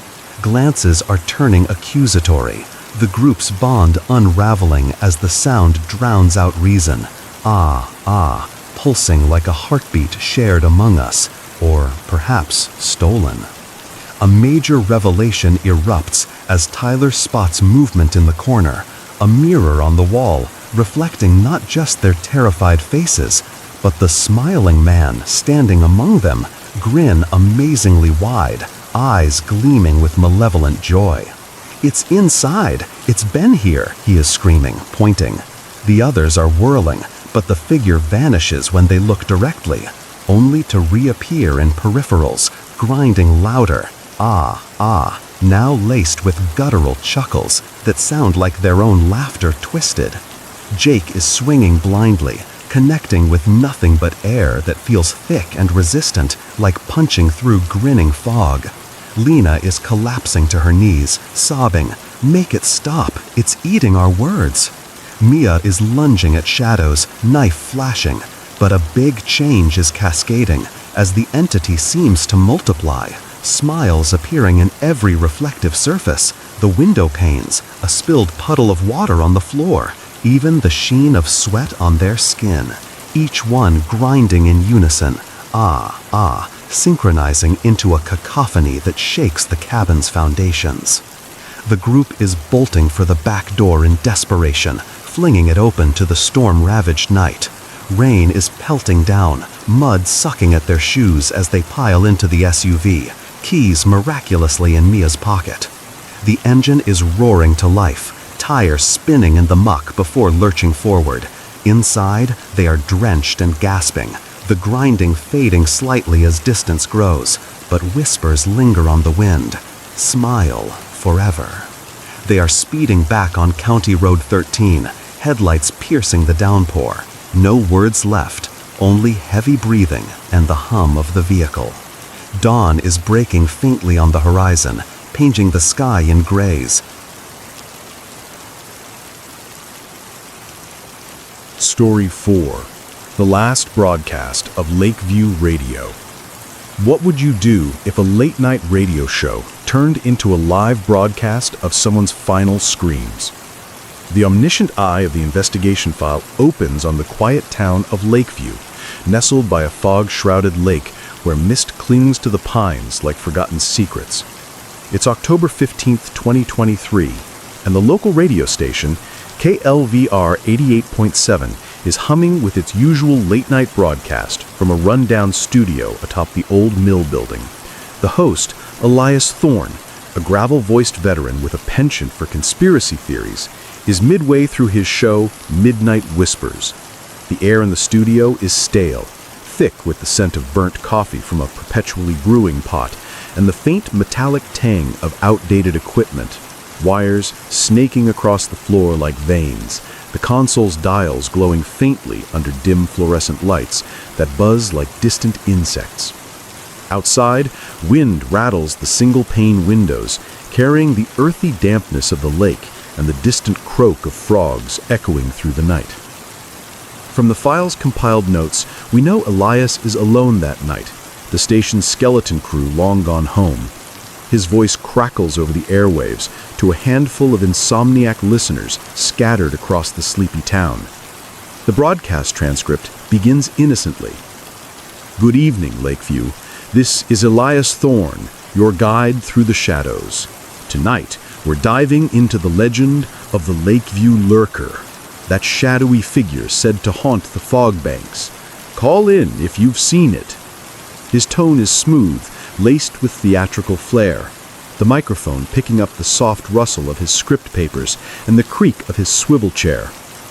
Sensory echoes in the recording, a low hum of static underlying his words, like the lake's whispers seeping through the speakers, and the occasional drip from a leaky faucet in the adjoining break room, rhythmic and insistent. Switching to the unfolding anomaly, the file notes how the broadcast takes a turn around 11:45 p.m. Elias is responding to a caller, his laugh booming.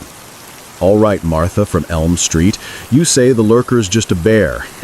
Bears don't whisper your name in the dark." But listeners report a subtle shift, faint scratching sounds emerging in the background, like nails dragging across wood, audible over the airwaves. Elias pauses mid-sentence, his voice faltering. "Hold on, folks, did you hear that? Sounded like something outside." The transcript captures his unease, the chair creaking as he stands, footsteps thudding softly toward the window. Outside, the fog is thickening, visibility dropping to mere feet, and the lake's chill is seeping in, frosting the glass with condensation that Elias wipes away, his breath fogging it anew. The investigation file includes excerpts from listener statements. One describes turning up their radio only to hear the scratching intensify, morphing into a low guttural rumble that vibrates through car speakers and home stereos alike. Elias returns to the mic, his voice now edged with tension. "Okay, that was weird. Probably just the wind, right? Let's get back to..." But interruption strikes. A distant thud echoes, like a door banging open downstairs, followed by silence broken only by Elias's quickened breathing, heavy and labored, picked up crystal clear by the sensitive equipment. Sensory details from the audio analysis. The air pressure seems to drop, creating a muffled quality, as if the studio's being sealed in. A faint acrid smell is later reported by first responders, like ozone after a lightning strike, though no storm raged that night. A major revelation surfaces in the transcript as Elias whispers into the mic. "There's someone here. I see a shape in the fog outside the window. It's watching." Listeners flood the station's rarely used hotline, but lines go dead. One recorded call captures Elias muttering off mic, "What do you want? Stay back!"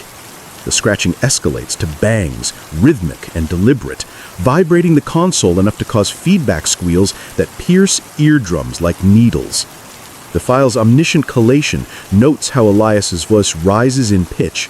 "Folks, if you're hearing this, call the cops. Something's inside the building now. I hear footsteps on the stairs."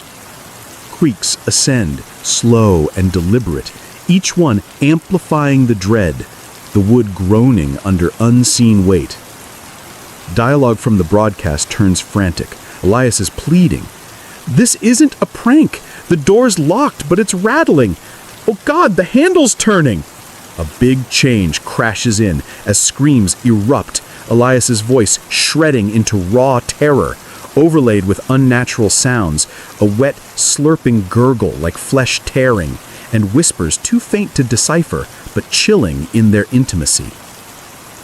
The transmission cuts to static at 11:59 p.m., a final burst of white noise roaring like the lake's waves before dead air. The file ends the chapter with initial police reports. Studio found empty, mic still hot, coffee cup overturned and spilling cold dregs across the floor. Fog outside, unnaturally dense. No trace of Elias. The investigation file deepens its gaze on Lakeview the morning after October 16, 2023, as dawn breaks over the lake, piercing the lingering fog with shafts of pale light that dance on the water surface like spectral fingers. Police cape flutters around the old mill building housing KLVR 88.7, where officers from the Lakeview PD are combing the scene, their boots crunching on gravel damp with overnight dew. The air is crisp with autumn chill, carrying the loamy scent of fallen leaves mixed with the faint, persistent ozone tang from the studio, now cordoned off as a potential crime scene. Inside, the console sits silent, dials frozen in position, a thin layer of dust already settling on the microphone like a shroud. The coffee pot is cold, its burnt residue staining the counter, and papers are scattered across the desk, some crumpled as if grabbed in haste. Wind whistles through a slightly ajar window, stirring the blinds with a soft clatter, echoing the unease that permeates the town. The investigation file assembled reports. Detective Voss leads the inquiry, her notepad filled with scribbles from initial interviews. She's a no-nonsense type, her voice clipped as she questions the station manager, who arrived at 7 a.m. to find the door unlocked and Elias gone. A transcript of her recording. Manager says Thorne was reliable, never missed a shift. Last seen clocking in at 8 p.m. Sensory details emerge in forensic notes. Fingerprints smudged on the window glass as if pressed hard from inside. Condensation patterns suggest breath, fogging it repeatedly. A faint acrid burn mark on the console, like an electrical surge, though no power logs show any anomalies. Listeners' calls to the PD flood in overnight. One statement detailing, "I heard the screams, then whispers saying my name, clear as day before static took over." Switching to the escalating mystery, the file documents how Voss plays back the station's archived recording in the studio, the tape whirring to life with a mechanical hum that fills the room. Elias's final words replay. The handles turning, followed by those guttural gurgles and screams. But audio experts note embedded anomalies, subsonic frequencies causing unease in listeners, vibrations that make teeth chatter involuntarily. Voss pauses the tape, her pen tapping rhythmically. This isn't just a hoax. Forensics found no blood, no struggle signs, but the doorframe has fresh scratches, deep like claws. Outside, the lake's fog rolls in thicker, muffling sounds from the shore, where a search team combs the banks, their calls echoing hollowly, boots sinking into mud that smells of decay and stagnant water. The file incorporates more listener accounts, building a tapestry of dread. One trucker reports, "Tuned in while driving by the lake, heard the scratching, then my CB radio picked up echoes, like the broadcast bleeding over, whispering about my route." Dialogue from Voss's interviews sharpens the tension. A neighbor to the station says, "I saw lights flickering in the windows around midnight and shadows moving, not just one but multiples, like they were dancing." Sensory analysis from the tape reveals layers. Beneath the screams, a low-frequency rumble akin to water churning deep below, bubbles popping with wet smacks, as if the lake itself is breathing through the speakers. A major revelation compiles in the file as text enhance the audio. Hidden in the static burst at cutoff, voices emerge, faint, overlapping whispers. "Join us. In the depths. Elias is waiting." Not Elias's voice, but distorted echoes resembling townsfolk, including Voss's own name murmured at the end.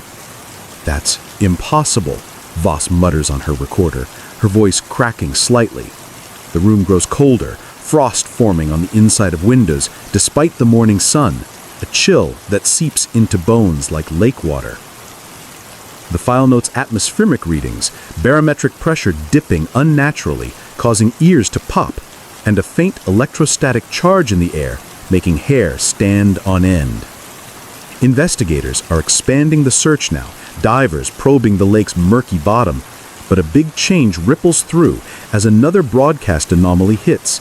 The station's automated system kicks on at noon for a test signal, but instead of tones, it airs a garbled loop of Elias's screams, interspersed. The investigation file extends its omniscient scrutiny into the afternoon of October 16, 2023, as Lakeview simmers with unease, the sun hanging low and casting long shadows over the water that lap at the shore with a rhythmic, almost mocking slosh. Detective Laura Voss assembles a task force at the PD headquarters, a squat brick building overlooking the lake, where the air is heavy with the scent of stale donuts and fresh printer ink, undercut by the faint, briny odor wafting in from open windows. Maps of the area are pinned to walls, marked with red pins for listener reports, while radios crackle intermittently with static that officers swear carries faint echoes of screams.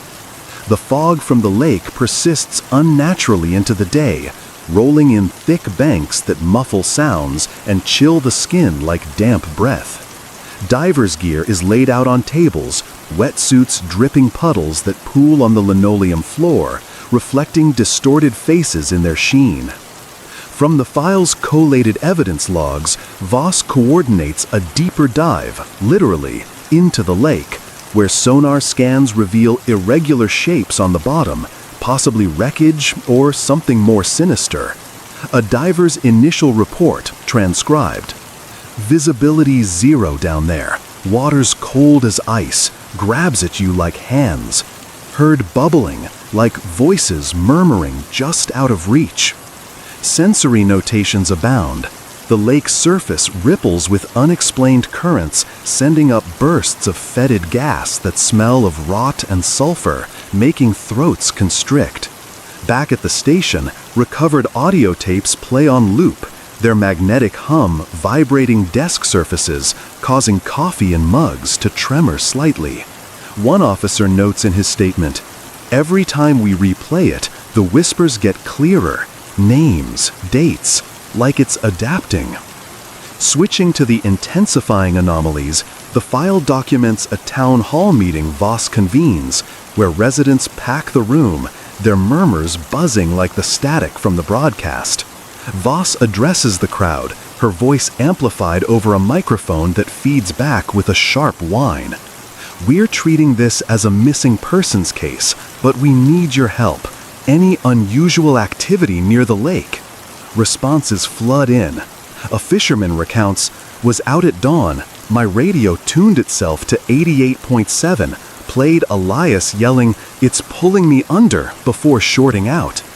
The file's omniscient weave highlights how the fog thickens during the meeting, seeping under doors and carrying a chill that fogs breath, while attendees report itchy sensations on their skin, like invisible fingers tracing names.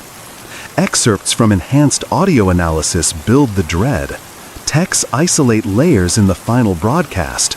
Beneath the gurgles, coordinates emerge, latitude and longitude pointing to a spot in the lake's center, whispered in Elias's distorted voice. "This could be a clue," Voss records, but divers sent to investigate return shaken, one hyperventilating. "Something brushed my leg, felt like fabric, then a grip. Heard scratching on my tank like nails." Sensory details from dive logs, pressure building in ears with a pop, water temperature dropping abruptly to near freezing, bubbles rising with a fizz that carries garbled words, audible only underwater.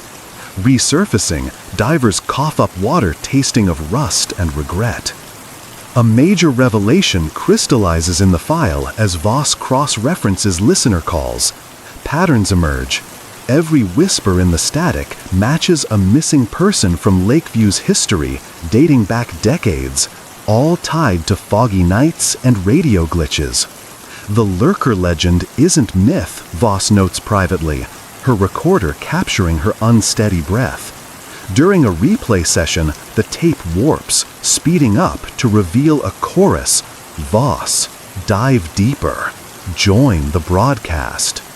The room's lights flicker, bulbs humming with escalating pitch, and a sudden draft carries the scent of ozone mixed with lakeweed, making papers flutter like startled birds.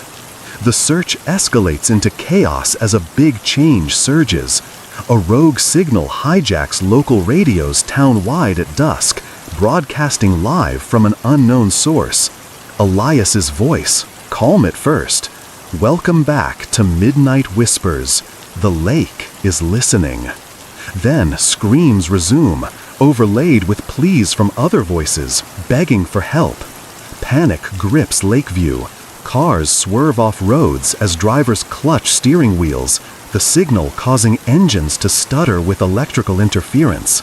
Voss orders evacuations near the shore, but the fog engulfs the area, visibility plummeting, and reports trickle in of shadows in the mist, whispering invitations.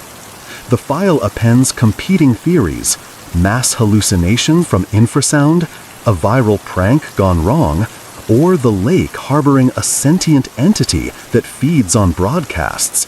No resolution, only the deepening murk of uncertainty. The investigation file casts its omniscient shadow over Lakeview as night falls on October 16, 2023. The town now a ghost of itself under a moonless night, where the lake's surface gleams like polished obsidian, disturbed only by occasional ripples that spread like whispers across the water. Detective Laura Voss gathers her diminished team at the shore's edge, flashlights cutting through the impenetrable fog that clings to clothing and skin like a cold, insistent embrace. The air is saturated with the pungent aroma of algae and decay, mingling with the metallic bite of fear sweat from the group. Generators hum nearby, powering spotlights that buzz and flicker, casting erratic beams that distort shadows into elongated, humanoid forms slinking along the waterline. Divers' boats bob gently, their hulls creaking against docks slick with slime. while radios on belts crackle with intermittent static, each burst carrying faint, mocking echoes of Elias's voice. Tune in. Deeper. From the file's culminating dossiers, Voss prepares a final push, a midnight dive to the coordinates unearthed in the audio, her voice recorder capturing her terse orders. Full gear, stay tethered. Whatever's down there, we document it. Team statements reveal pre-dive jitters.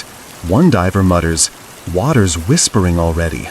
Feels like it's pulling at my suit before I'm even in." Sensory logs detail the immersion, the lake's chill seeping through neoprene like icy needles, pressure building in sinuses with a dull throb. Bubbles escape regulators with a gurgling hiss, and underwater lights reveal drifting particles that swirl like spectral dust, obscuring visions of submerged debris, old boats, tangled weeds that brush limbs like grasping fingers of rot. Switching to the climactic descent, the file transcribes dive comms crackling through surface speakers. Visibility 5 feet, seeing structures, looks like ruins, maybe old mill foundations. Voss, monitoring from the boat, grips the radio, her knuckles white, as the fog thickens, muffling all but the lapping waves, and a low, resonant hum emanating from the water itself, vibrating boat hulls and causing teeth to ache in harmony. A diver's voice breaks through. Found something. A recorder? It's playing. Elias's broadcast, looping underwater. The file notes how the signal bleeds into all frequencies, hijacking PD radios town-wide, broadcasting live. Elias's screams morphing into coherent pleas. The lurker isn't one, it's us. All the lost voices join the chorus. Excerpts from the live feed build to frenzy. Whispers layer in, naming divers personally. Come deeper, Voss. Your secrets drown here. Panic erupts in comms. It's grabbing my line. Feels like hands, cold and slimy. Sensory overload floods the reports. Water pressure squeezing chests like a vice. Ears popping with explosive cracks. A sudden current drags downward, carrying the taste of brackish silt into mouths through breached masks. Visions blurring with phosphorescent flashes that outline shadowy figures circling in the murk, their forms dissolving like smoke when approached.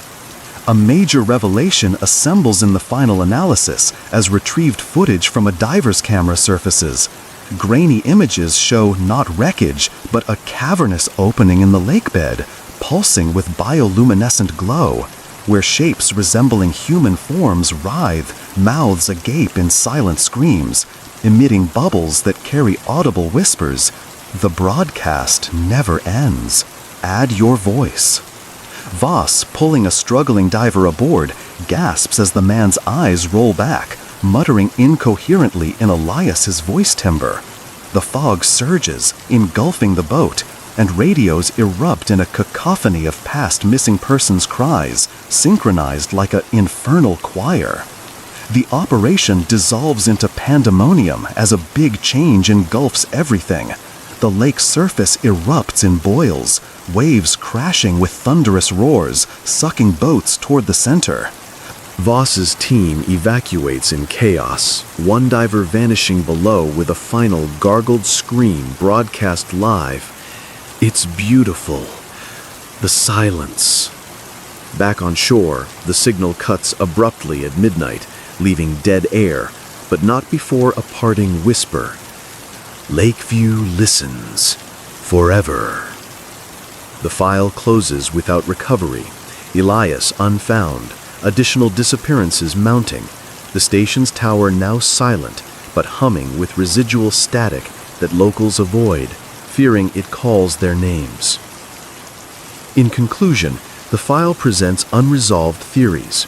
A psychological contagion amplified by radio waves, inducing mass delusions. An environmental anomaly from lake toxins, causing hallucinations and vanishings. Or a paranormal entity, the lurker, manifesting as a collective of trapped souls that hijacks broadcasts to lure more. No definitive answer emerges, only warnings to steer clear of the fog-shrouded waters, where the last broadcast may still echo for those who listen too closely. What would you do if your own voice joined the whispers from the lake, broadcasting secrets you never shared? Comment below. Story 5. The Rules of the Road. What would you do if a simple ride request came with rules that could cost you everything? I remember that night like it was etched into my dashboard. October 23, 2023, around 11 p.m., cruising the empty streets of Riverton in my beat-up sedan, the kind with coffee stains on the seats and a faint smell of old takeout lingering in the air. I'm Alex, just your average rideshare driver, chasing tips to make rent. The app pinged with a new request. Pick up at an abandoned warehouse on the outskirts, destination a bridge 10 miles out, the old arched one over the ravine, rarely used since the highway bypass. The payout was triple the usual, which caught my eye, but the notes section, that's where it got weird. Rules. 1. Do not speak to the passenger. 2. Do not turn to look at them. 3. Stop the car exactly at the midpoint of the bridge. Follow these and tip is yours. Break them and regret follows. I chuckled at first, probably some prankster or role player, but the app confirmed it as legit, no red flags. Bills were piling up, so I hit accept, the engine humming softly as I pulled away from the curb, streetlights casting long shadows that danced across the hood like warnings I ignored. The warehouse loomed ahead after a silent drive through fog-shrouded backroads, its rusted metal doors creaking in the wind, the air thick with the damp scent of rust and rotting wood. I parked, hazards flashing, and waited, the radio off, only the tick of the cooling engine breaking the quiet. Minutes ticked by, my phone showed 11:15, until a figure emerged from the shadows, shrouded in a long coat, hood pulled low. They slipped into the back seat without a word, the door closing with a soft thunk that echoed in my chest. No hello, no confirmation, just a presence I could feel, heavy and cold, like a draft seeping through the cracks. The app updated. Passenger aboard. Proceed. I glanced at the rearview mirror instinctively, but caught myself. Rule 2, don't turn to look. Instead, I focused on the road, gripping the wheel tighter, the leather warm and sticky under my palms from nervous sweat. As we rolled out, the city lights faded into rural darkness, the only sounds the tires humming on asphalt and the occasional crunch of gravel under wheels. The fog thickened, swirling like smoke, reducing visibility to a hazy tunnel pierced by my headlights. I could sense the passenger behind me, their breathing steady, rhythmic, almost too even, carrying a faint metallic tang that mixed with the car's stale air, making my throat tighten. Curiosity gnawed at me. Who pays for silence like this?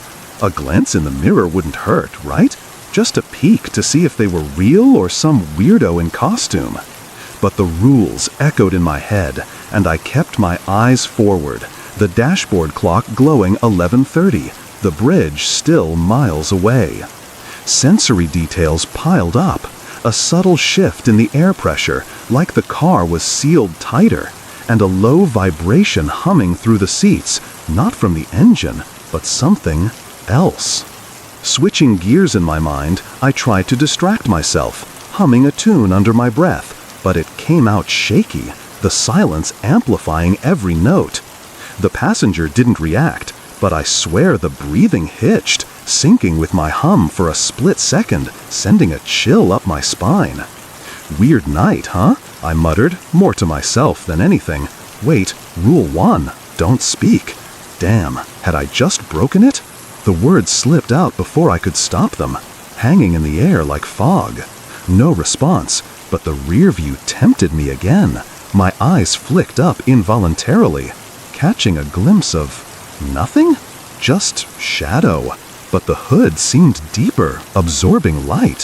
Heart pounding now, a bead of sweat trickled down my temple, salty on my lips.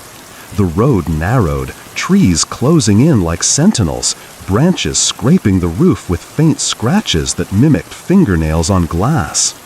A minor slip escalated the unease as we approached the bridge's shadow, its iron arches looming in the mist like skeletal fingers.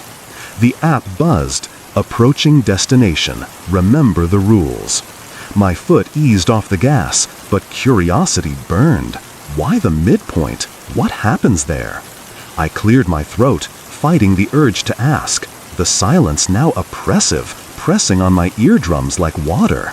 The passenger shifted, fabric rustling with a dry, papery sound, and a new scent waffled forward, earthy, like wet soil after rain, mixed with something sharper, almost coppery.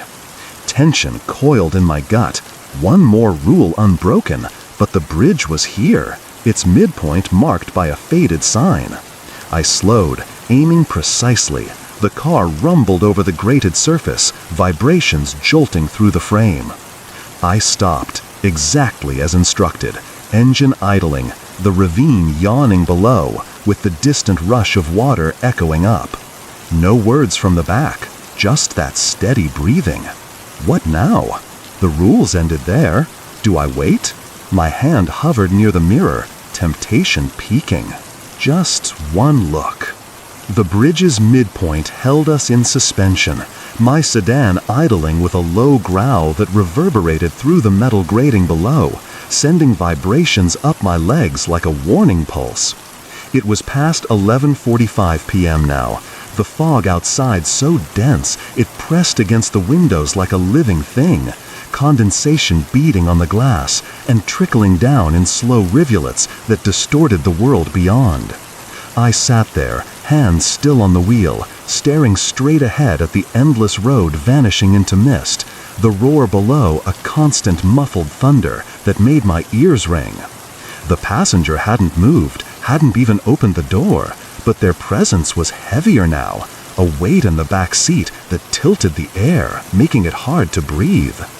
That earthy, coppery scent had intensified, seeping forward like an invisible fog, coating my tongue with a metallic bitterness that made me swallow hard. Rule 3 was done. I'd stopped exactly where instructed, but what came next? The app was silent, no ping alert, no tip alert, just this endless wait.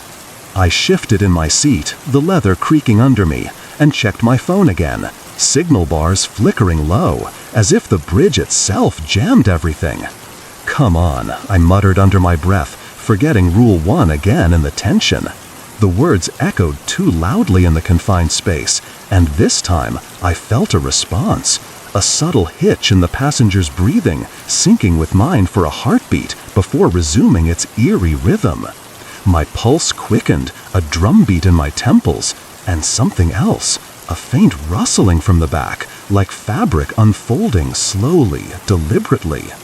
The scent sharpened, mixing with a new undertone, something fetid like decay, making my stomach churn.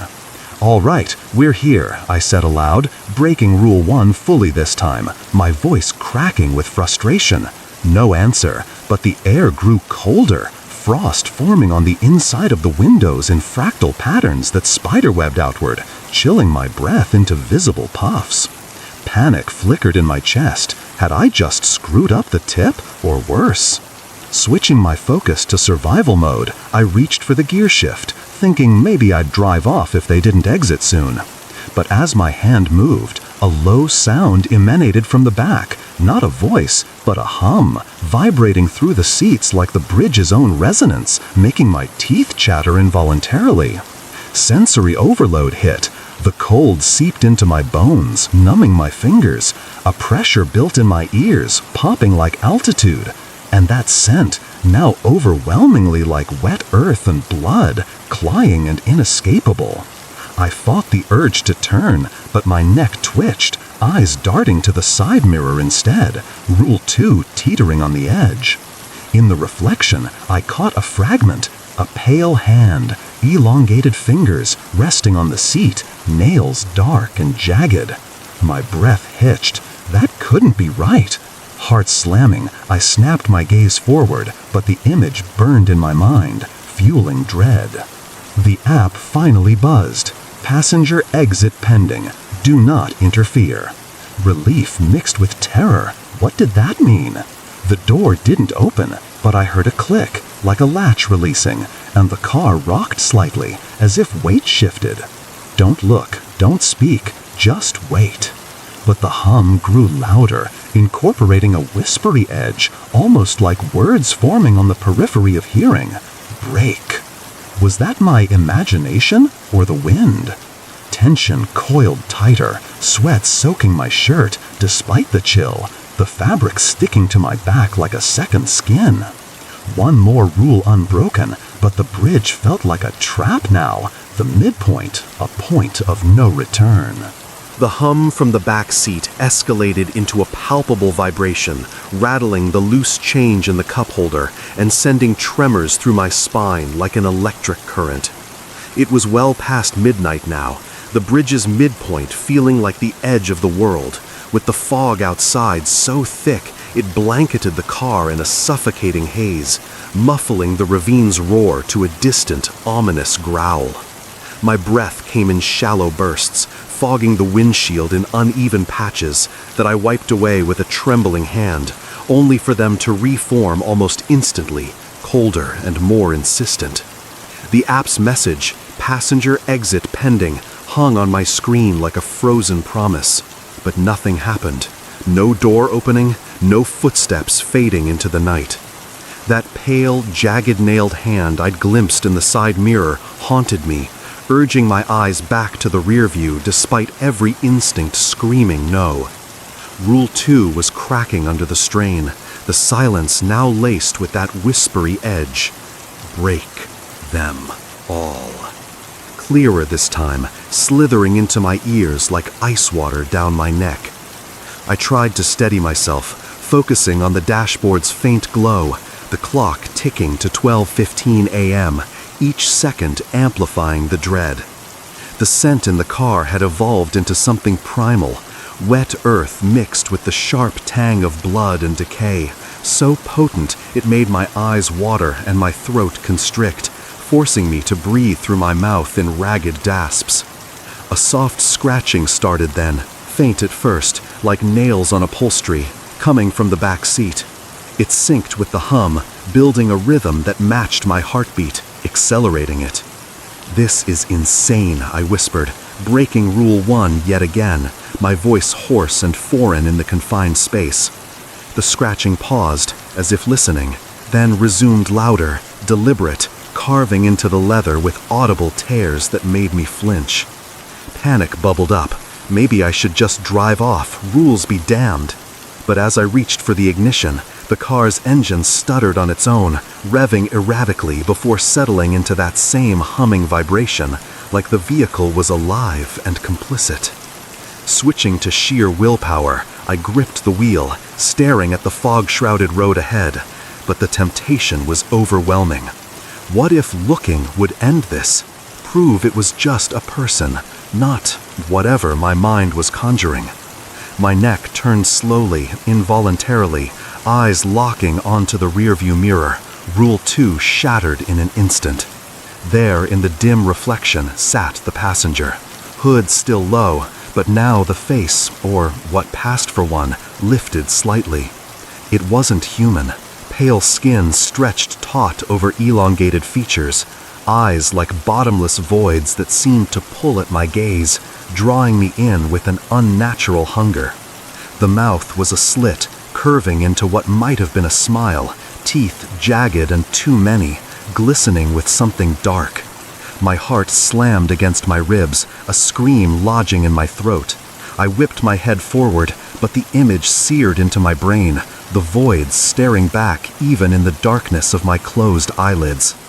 The scratching intensified, now on the back of my seat, close enough to feel the vibrations through the headrest, accompanied by a low, guttural chuckle that wasn't quite laughter, more like wind through cracked bones. Sensory chaos overwhelmed me.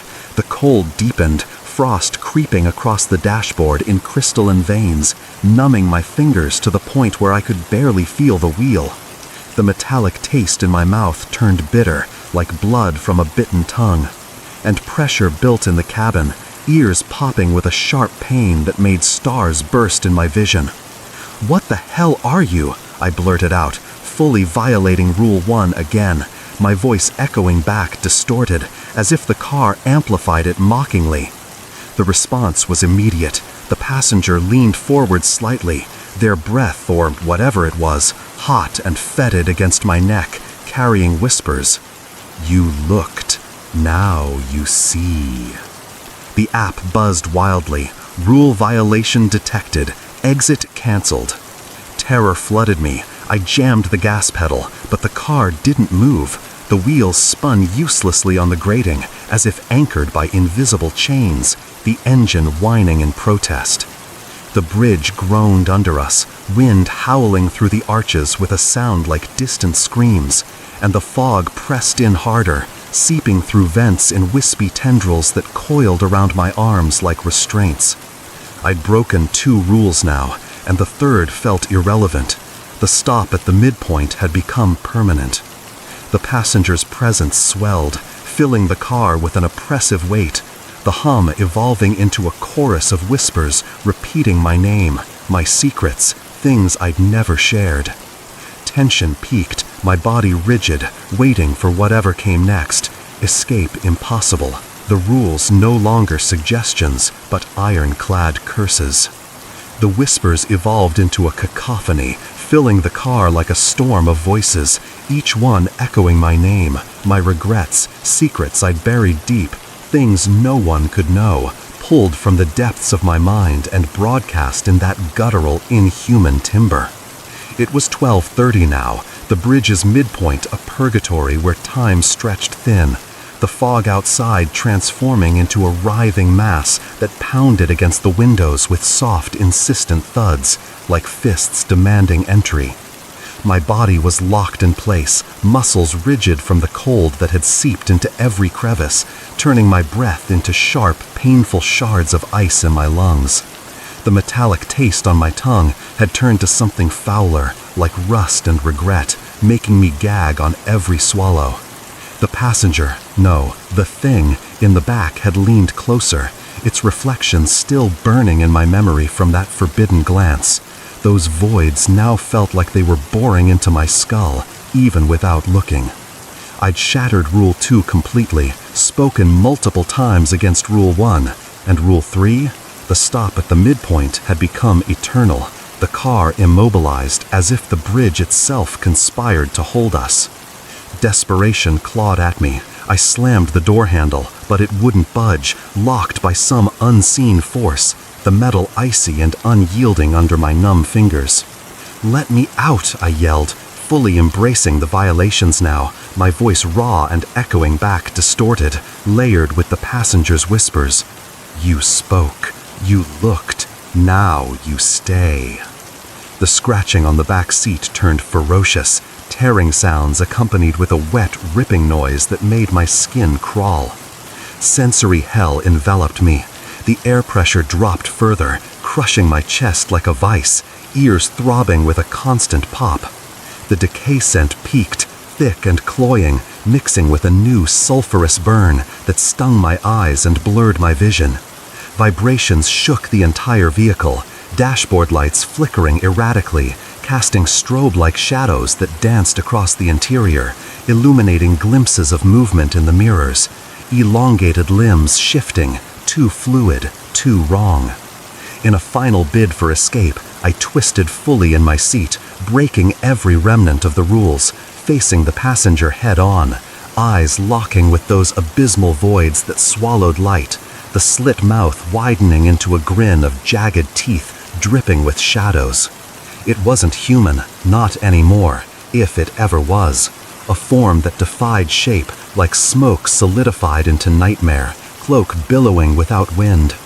"Why?" I gasped, but it only tilted its head, whispering directly into my mind. "The rules were your protection. Now you're mine. Terror peaked as it reached out, a pale hand with those dark nails extending toward me, brushing my shoulder with a touch like frozen fire, searing through fabric and skin, leaving a numbness that spread like ink in water. The car rocked violently, the bridge groaning with metallic protests, and suddenly the door flew open on its own, fog rushing in like a tidal wave, carrying the ravine's roar amplified to deafening levels. I tumbled out onto the grating, scrambling away on hands and knees, the cold metal biting into my palms, drawing blood that felt warm against the chill. Glancing back, another violation, but what did it matter? The passenger was gone, the back seat empty, door swinging lazily in the wind. The app pinged one last time. Ride complete, tip forfeited, warnings ignored. Engine roaring back to life on its own, I drove off the bridge in a haze, tires screeching, fog parting just enough to let me escape into the night. But as I glanced in the rearview mirror miles later, safe in the city lights, those void eyes stared back from the empty seat, a faint whisper lingering, "I'll ride again, soon." Looking back now, weeks later, I don't drive anymore. The app deleted, the car sold, but the rules haunt me. What was it? A ghost hitchhiking souls? A demon testing wills? Or just my mind fracturing under isolation? I don't know, and maybe that's the point. The ambiguity leaves room for doubt, but the consequences are crystal clear. Break the rules, and the passenger never truly leaves. Every shadow in my periphery, every empty back seat in a passing car, remind me they're waiting for the next ride. And now, they know my name. If you get a request like that, follow the rules, or don't, and see what rides with you forever. What would you do if every empty seat in your life hid a passenger you couldn't uninvite? Comment below.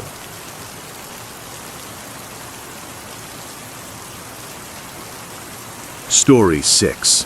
Title: The Whispers in Ward 7. What if the patients' voices weren't delusions, but invitations to join their tormented chorus? I am starting my first night shift at St. Mary's Psychiatric Ward 7. The fluorescent lights buzzing overhead like distant insects as I clip on my name badge, Nurse Emily Reyes. The air smells of antiseptic and stale coffee, a sterile veil over something deeper, more unsettling.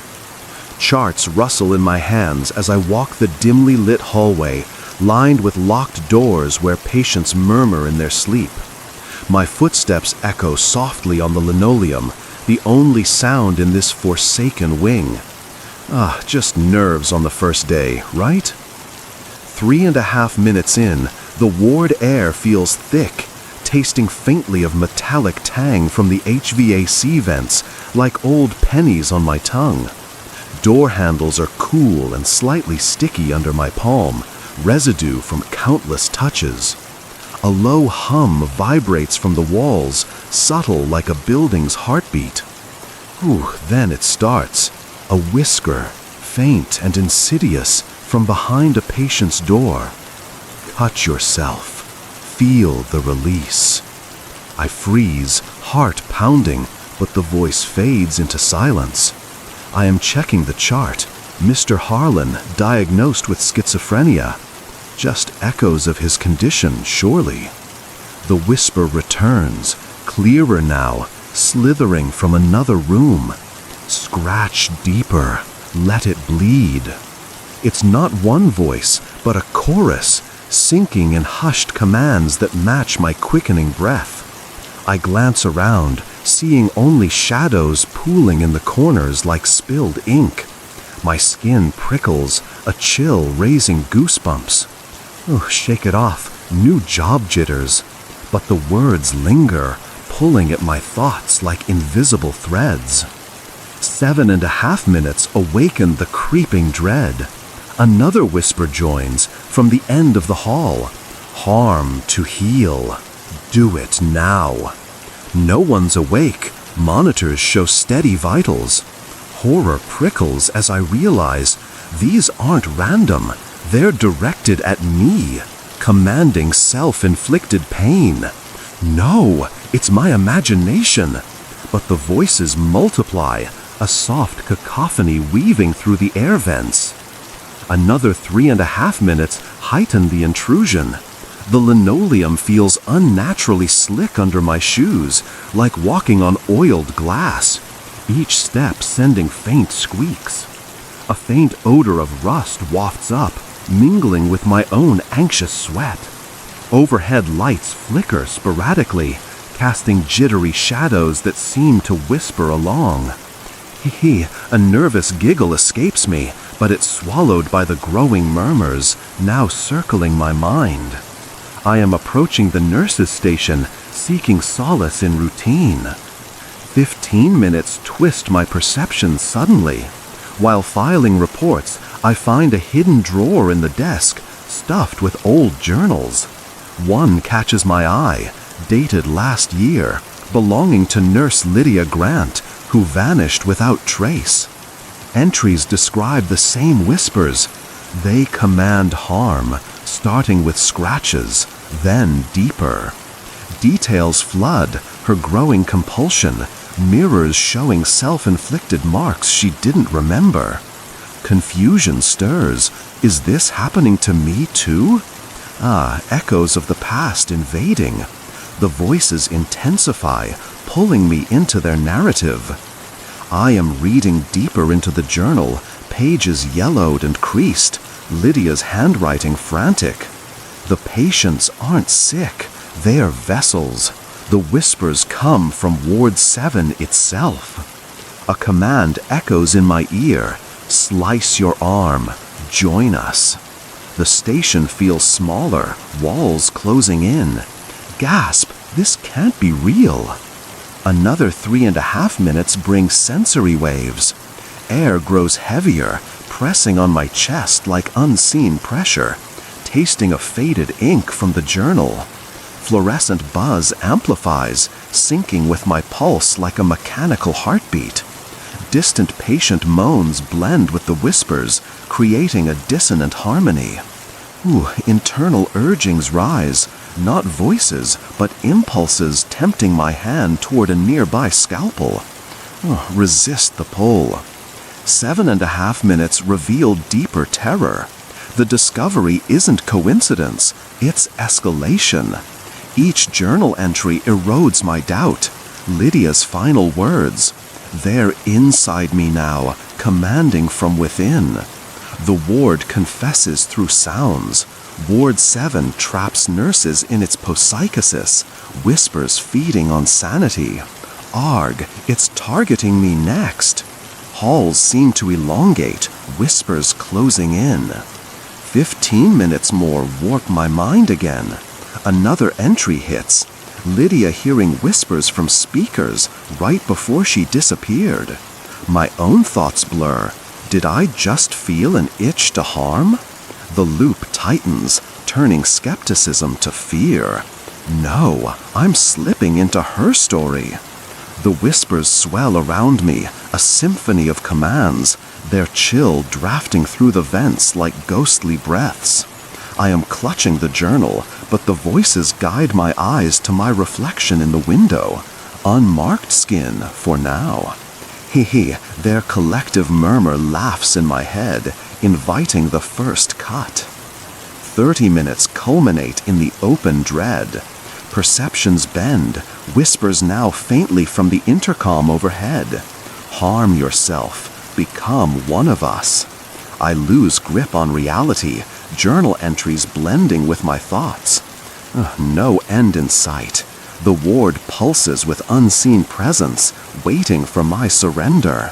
What command comes next? I am retreating to the break room after the intercom incident, clutching Lydia's journal like a forbidden talisman, my hands trembling as I flip through its brittle pages under the harsh glow of a single bulb. The whispers have quieted momentarily, but their echoes linger in my mind, commanding subtle itches on my skin. The ward outside hums with distant patient stirrings, pulling me deeper into this nightmare. Uncover the truth and silence them. 3.5 minutes in, the break room air hangs stale with the scent of old linoleum, tasting dry and chemical on my lips like inhaled disinfectant. The journal's pages feel rough and aged under my fingers, like dried skin flaking away. A soft rustle comes from the vents above, rhythmic like whispered breaths. The sounds vibrate subtly, syncing with my turning pages, as if the ward breathes life into the words. I am scanning entries, heart racing at Lydia's descent. The journal reveals patterns, whispers starting as suggestions, escalating to compulsions. Lydia describes scratching her arms until they bled, blaming the patient's collective psychosis. A voice slithers back. Dig in, release the pain. It's from inside my head now, urging my nails toward my forearm. Ignore it. Secrets unfold. Ward 7 was built on an old asylum site, whispers tied to unresolved traumas. 7.5 minutes escalate a pull. Reading isn't escape, it's immersion. Each line amplifies the whispers, eroding resistance. Memories of my training blur, replaced by urges to harm. Horror builds as I notice faint red lines on my skin, self-inflicted without recall. No, they're controlling me. The room seems to shrink, pages pulsing like living entities. Another 3.5 minutes overload the senses. Pages emit a faint musty odor, like damp earth from buried secrets, clinging to my nostrils. The bulb flickers, casting erratic shadows that dance like spectral fingers across the text. My skin itches intensely, warm and insistent under my uniform. A manic laugh bubbles up, but it's echoed faintly from the vent as madness seeps in. I am cross-referencing dates, linking Lydia's vanishings to full moons. 15 minutes shift perceptions abruptly. Entries flood with visions, Lydia seeing patients as vessels, their whispers channeling an entity born from electroshock experiments gone wrong. Details alter. My own shifts feel predestined, summoned to continue the cycle. Confusion fractures resolve, merging my fears with her narrative. Whose story now? I am compelled to mimic Lydia's notes, scribbling my own experiences, but my pen digs too hard, drawing blood from a paper cut that feels deliberate. The whispers approve. Deeper, feel it. The door creaks, as if inviting intrusion. Gasp, break the cycle. Another 3.5 minutes bring intense surges. Air thickens with humidity from unseen sources, sticky on. I am abandoning the break room, journal tucked under my arm, compelled by the intensifying whispers to patrol the halls again, my scratched arms throbbing with a dull heat that feels almost inviting. The urges pull me toward the patient's doors, as if the entity demands a face-to-face reckoning. Shadows stretch longer in the flickering lights, the ward alive with subtle creaks, like bones settling. Expose the source and end this torment. 3.5 minutes in, the hallway air chills abruptly, tasting of sterile ozone and underlying decay, sharp on my inhale like frozen metal. Door frames feel unnaturally warm under my grip, pulsing faintly as if with hidden life. Low murmurs emanate from within rooms, syncing with my footsteps in a dissonant rhythm. The sounds thrum through the floor, tingling up my legs like electric whispers. I am unlocking Mr. Harlan's door, drawn by his chart's anomalies. Inside, Harlan sits bolt upright, eyes glazed but focused on me, mouth moving in silent sync with the whisper, "Break your skin." offer the pain. It's his voice, but layered with others, commanding me to claw deeper. I demand answers, but he mirrors my words back distorted, stealing a fragment of my resolve. Memories of my nursing oath blur. Gur, reveal yourself. The room reveals etched walls, symbols of self-harm from past occupants. 7.5 minutes intensify the encounter. Confrontation isn't clarity, it's contagion. Each exchange amplifying the whispers, fracturing my will. Habits of self-preservation erode, replaced by vivid images of razors and release. Horror surges as Harlan's hand twitches, mimicking my own involuntary scratches. No, they're using him to mirror me. The air thickens, doors seeming to lock behind me. Another 3.5 minutes heighten the sensory assault. Bed linens rustle unnaturally, brushing my legs like grasping fingers, coarse and damp with unseen sweat. A pungent scent of unwashed fear permeates, cloying in my throat like swallowed dread. Shadows writhe on the walls, forming fleeting shapes of tormented faces. Their collective mockery echoes in my ears, a voiceless taunt fueling my frenzy. I am interrogating Harlan, but whispers drown his responses. 15 minutes warp my perceptions fiercely. Visions assault, patience as extensions of a ward spirit, forged from botched lobotomies in the 1950s, binding souls to eternal commands. Details surge, my presence revives it, a new host to propagate the harm. Confusion shatters composure, blending my identity with the patient's, fracturing into their chorus.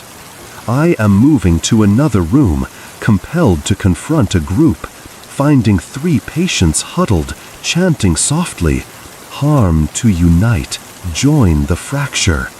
Their eyes lock on mine, essences brushing my mind, implanting urges to harm that feel like my own ideas.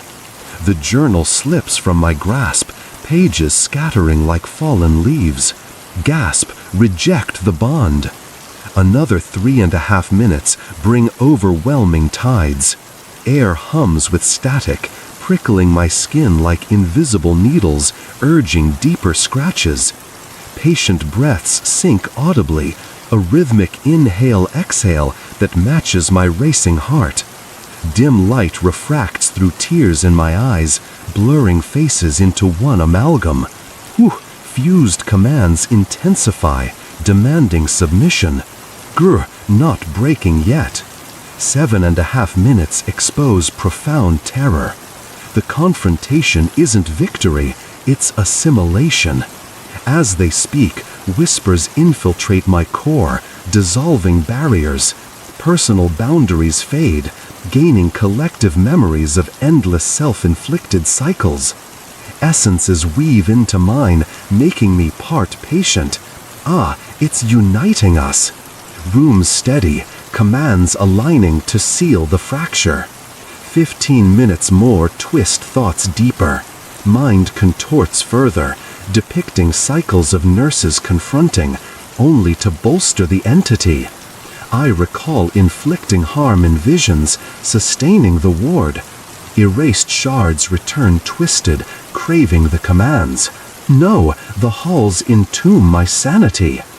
Patients converge in vision, their whispers intertwining with mine, a silent symphony of compulsion.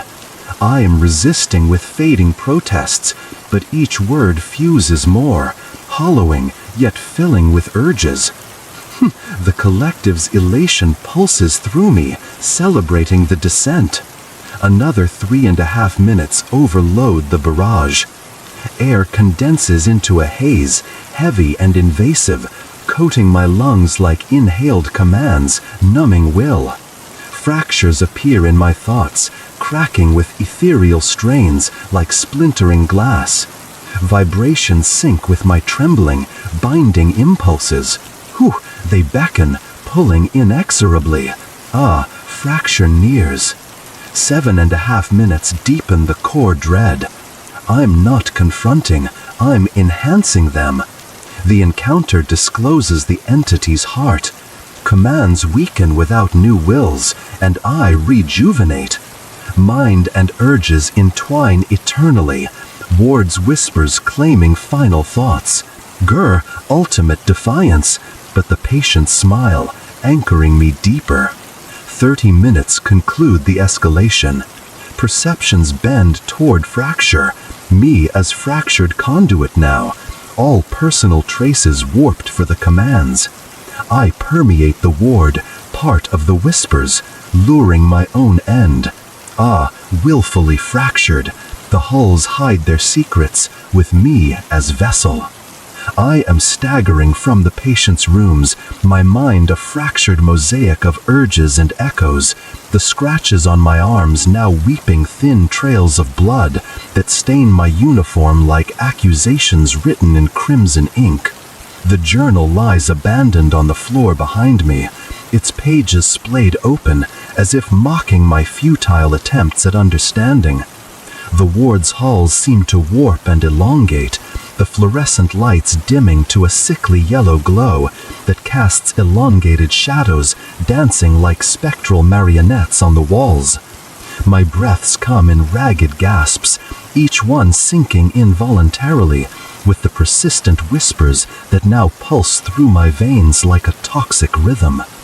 The entity, whatever malevolent force haunts Ward 7, calls me downward, toward the sealed basement levels I've only heard rumors about, forbidden zones from the old asylum days.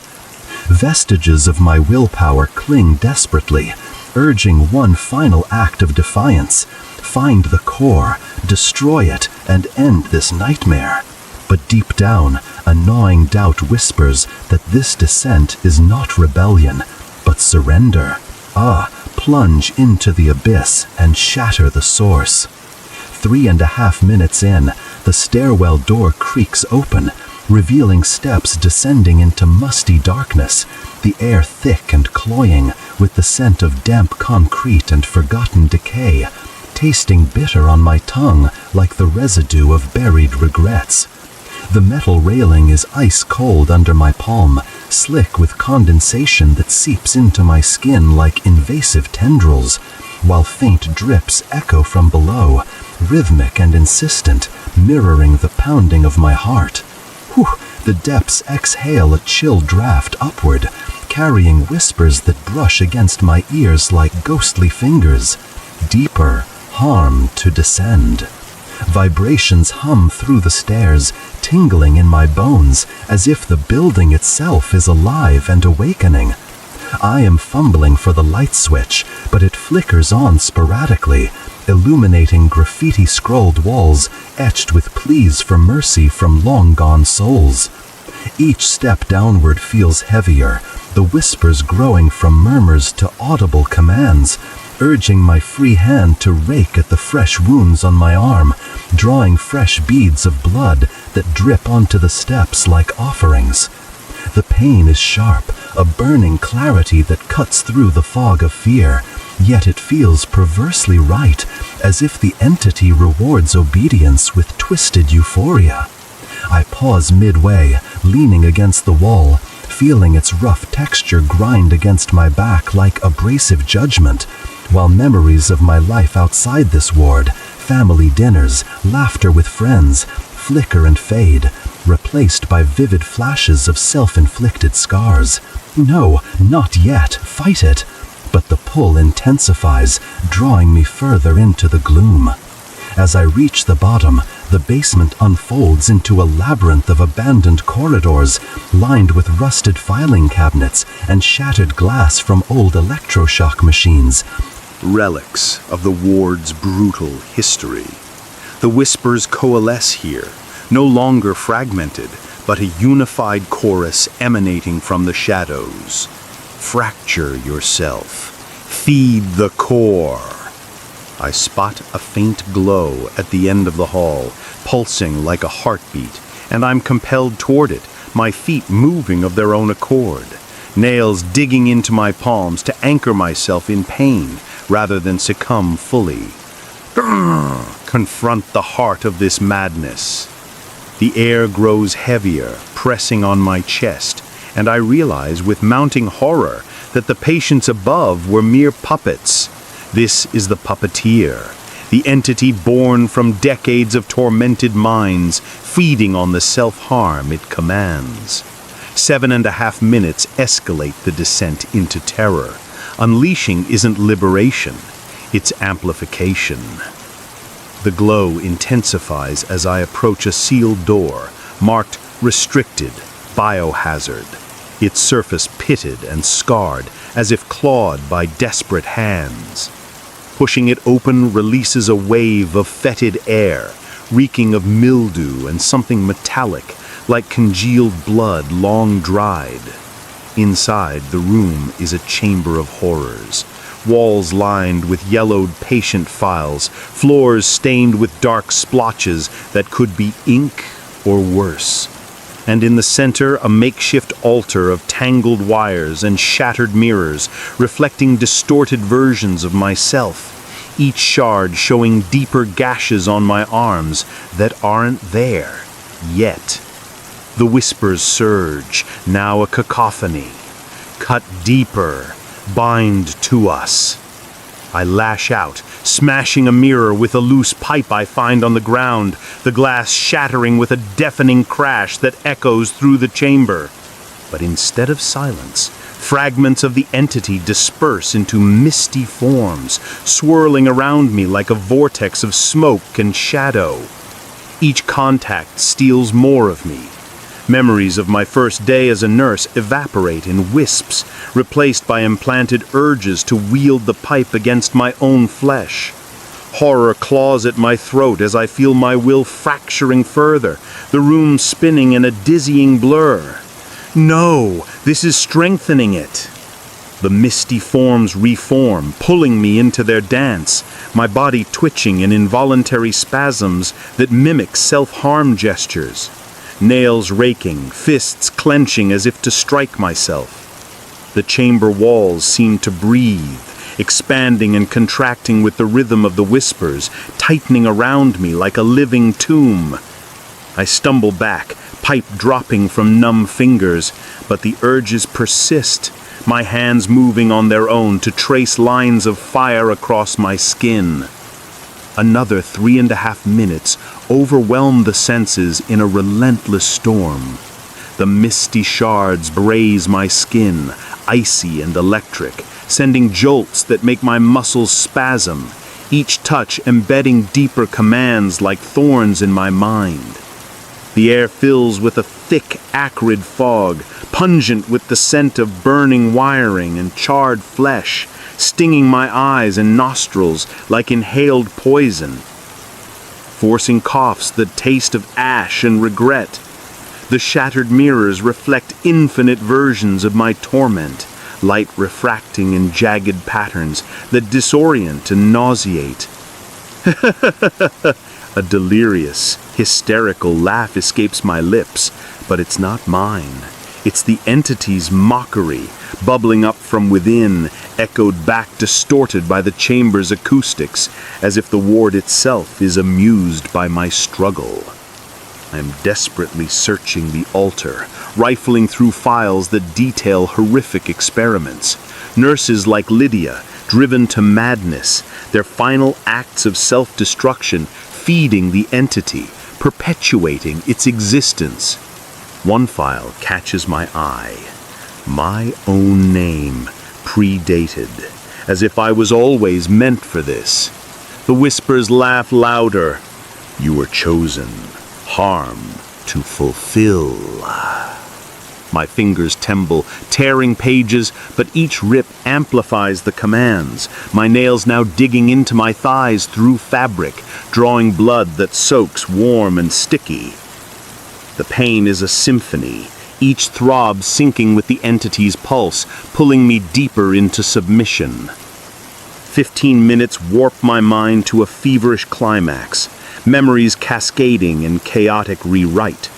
Visions assault me relentlessly, Ward 7 as a nexus of suffering, built atop an ancient burial ground where colonial-era lunatics were chained and forgotten, their agonies birthing the entity through years of electroshock and lobotomies. Details solidify in horrifying clarity. Every nurse who vanished didn't disappear. They became part of it, their essences woven into the whispers, commanding successors to repeat the cycle. My own history twists, childhood fears of the dark now revealed as early calls from this place, my career choice, not ambition, but predestined doom. Confusion obliterates what remains of my identity, fusing me with the chorus of lost souls. No fragments left to cling to. I am clawing at the altar, overturning relics, wires sparking and shocking my hands with burning jolts that feel like ecstatic punishment. The misty forms converge, brushing against me, implanting visions of endless self-harm loops, scratching, cutting, bleeding to sustain the entity's hunger. My screams echo, but they blend into the whispers, becoming one. Gasp. Defy the assimilation. But resistance crumbles, urges overwhelming, my body contorting in a grotesque dance of compliance. I am assimilating the shards, my essence reconstituting the entity within me, rhythmic commands expanding like invasive veins through my thoughts and flesh. The patient's faces flash in my mind, their eyes now my eyes, their pains my pains, an endless harmony of torment. Fused forms dissolve into the fog, securing the eternal union. The chamber quakes, dust raining from the ceiling like tears from above, each particle irritating my skin like gritty accusations. Another 3.5 minutes deliver a barrage of intensity without mercy. The fog condenses on my body, slick and erosive, seeping into pores like acidic whispers, dissolving my resolve, leaving trails of numbness that spread like frostbite. Stone grit from crumbling walls abrades my knees as I fall, harsh as ground bones embedding in flesh. The chamber rumbles escalate, debris tumbling with muffled thuds that sync with my fracturing heartbeat.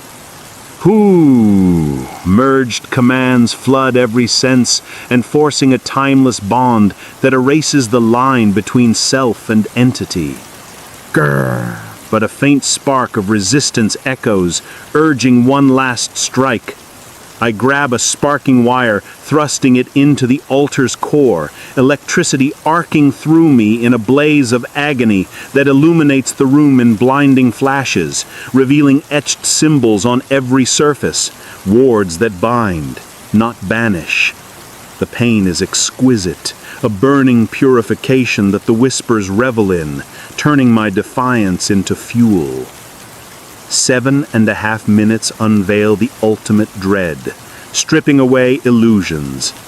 I'm not unleashing, I'm the entity now. The chamber quiets abruptly, the core reborn in my fractured mind, pulsating with the ingested sanities of countless victims.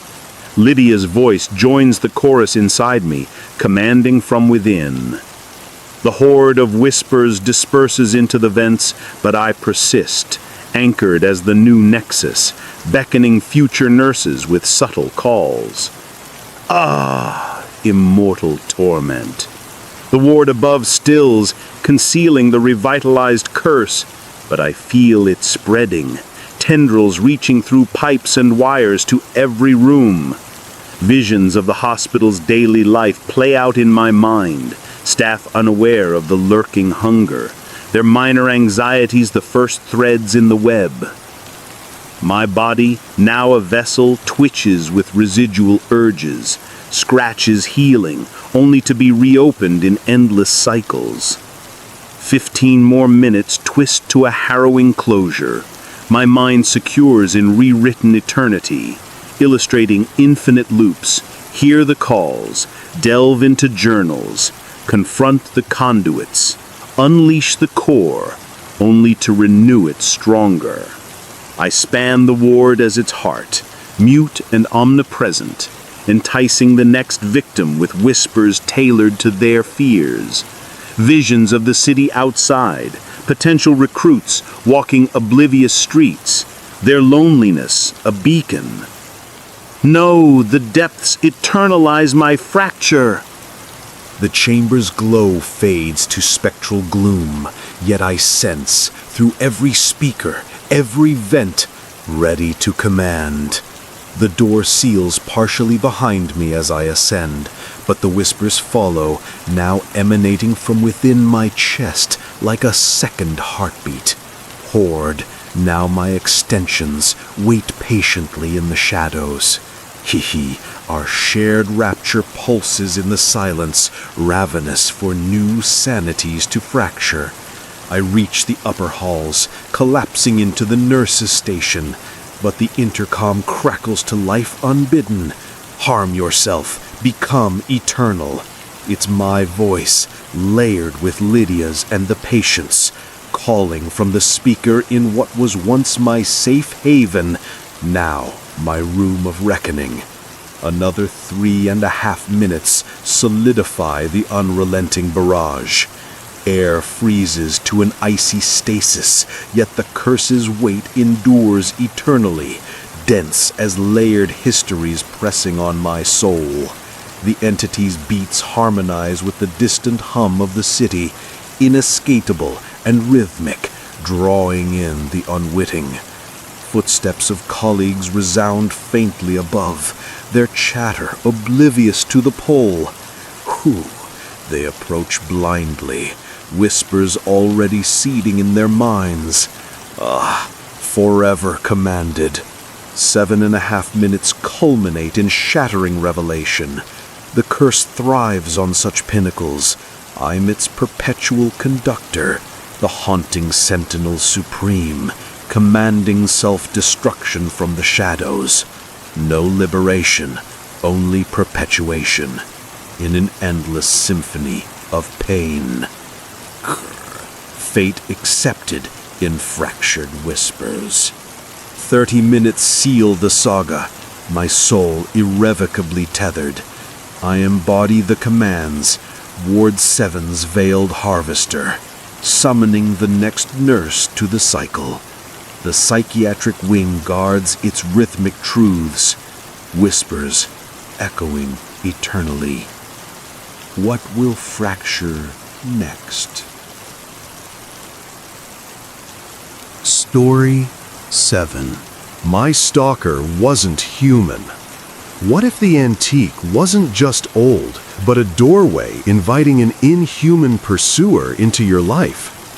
I am rummaging through the cluttered stalls of the old flea market on the edge of town, the afternoon sun filtering through dusty awnings as I spot a peculiar antique locket, tarnished silver with intricate engravings that seem to shift when I tilt it. The vendor, an elderly man with eyes like faded marbles, hands it over with a cryptic smile, murmuring something about echoes of the past. I pay a pittance and slip it into my bag, feeling a strange thrill, like uncovering a secret. The market buzzes with haggling voices and the scent of fried food, but as I walk away, a subtle unease prickles at the back of my neck. Just the excitement of a new trinket, right? 3.5 minutes in, the air around me shifts, carrying a faint, musty earth smell, like damp soil unearthed after a rain, clinging to my clothes with an unnatural persistence. The locket feels heavier in my pocket, cool against my thigh through the fabric, like a stone pulled from a cold grave. Footsteps echo behind me in the crowd, but when I glance back, there's only the shuffle of strangers. A chill breeze brushes my skin, raising goosebumps despite the warm day, as if an invisible presence exhales nearby. I am quickening my pace toward my car, heart beating a tad faster, dismissing it as paranoia from too many thriller movies. But the earthy odor intensifies, mixing with a subtle rot like decaying leaves underfoot, making each breath feel heavy and invasive. Shadows from the market tents stretch unusually long, one seeming to linger a beat too late as I pass. The sensation follows me home, the drive blurred by an odd fog in my mind. Parking in my driveway, I step out, and there it is again, that musty earth scent wafting from nowhere, now laced with a metallic tang like wet rust. I unlock my front door, fingers fumbling the keys, feeling an icy draft at my back, as if something unseen hovers just out of sight. Whew, shake it off. Probably allergies. Inside, the house feels different, shadows in the corners deeper than usual, pooling like spilled ink on the floor. I place the locket on my kitchen table, its engravings catching the light in ways that make my eyes ache. 7.5 minutes heighten the creeping unease. The chill isn't just external, it seeps inward, making my bones ache with a deep cold, as if frostbite nips at my core. The earthy smell permeates the room, strong enough to taste on my tongue, like soil mixed with bitter herbs, evoking images of forgotten burial grounds. No, this can't be real. But as I stare at the locket, a shadow detaches from the wall, elongated, humanoid, but fluid, like a silhouette cast by no light source. It doesn't move aggressively, just watches, its presence radiating that unnatural cold that makes my breath visible in puffs. The room's temperature plummets, frost forming faint patterns on the windows like ethereal fingerprints. Another 3.5 minutes overload my senses. The shadow's edges blur and reform, brushing near enough that I feel its chill graze my arm, numbing the skin like plunging into icy water, leaving a tingling aftermath.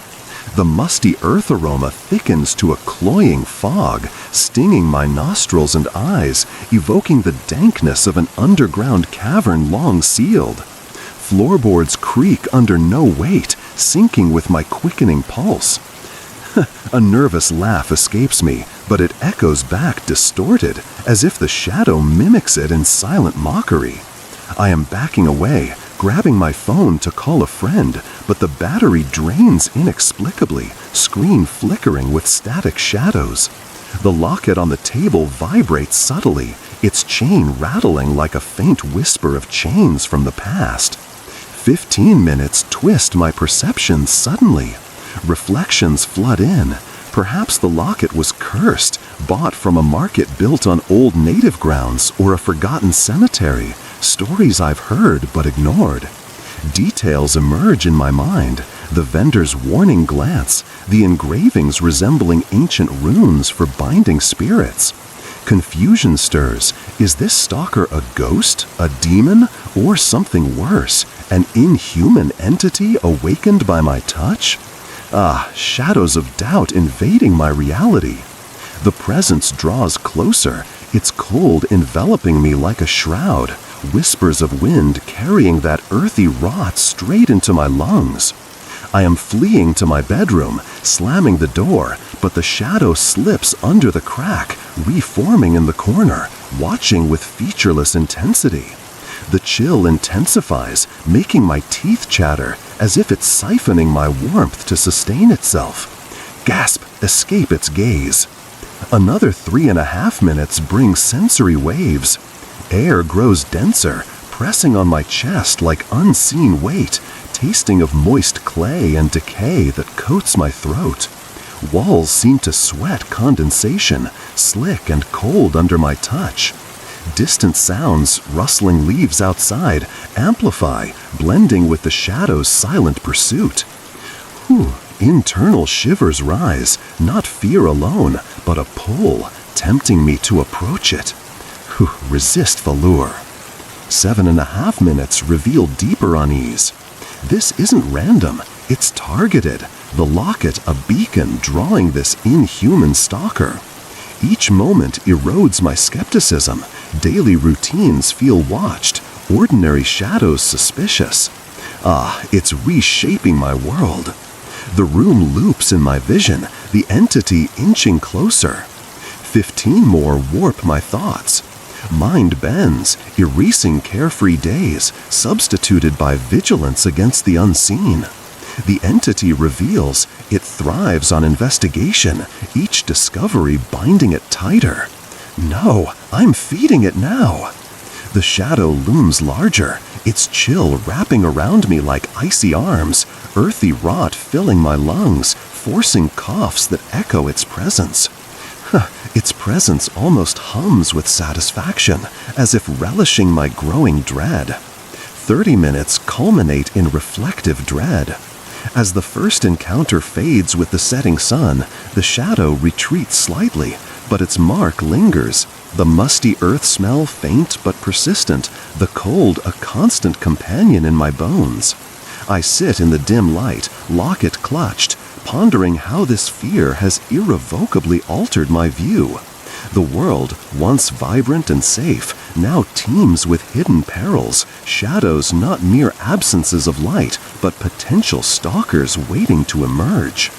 Every corner hides possibilities of the inhuman, every antique a potential curse. What if this is just the beginning? The terror hasn't broken me yet, but it has opened my eyes to the fragile veil between the ordinary and the otherworldly, leaving me forever changed, forever watchful. I am sitting at my cluttered desk the next morning, sunlight streaming through the curtains, trying to shake off the previous night's unease as I boot up my laptop to search for clues about the locket.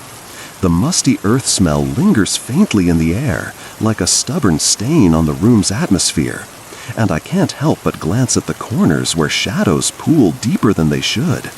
My coffee mug steams, but its warmth does little to dispel the residual chill in my bones from the encounter.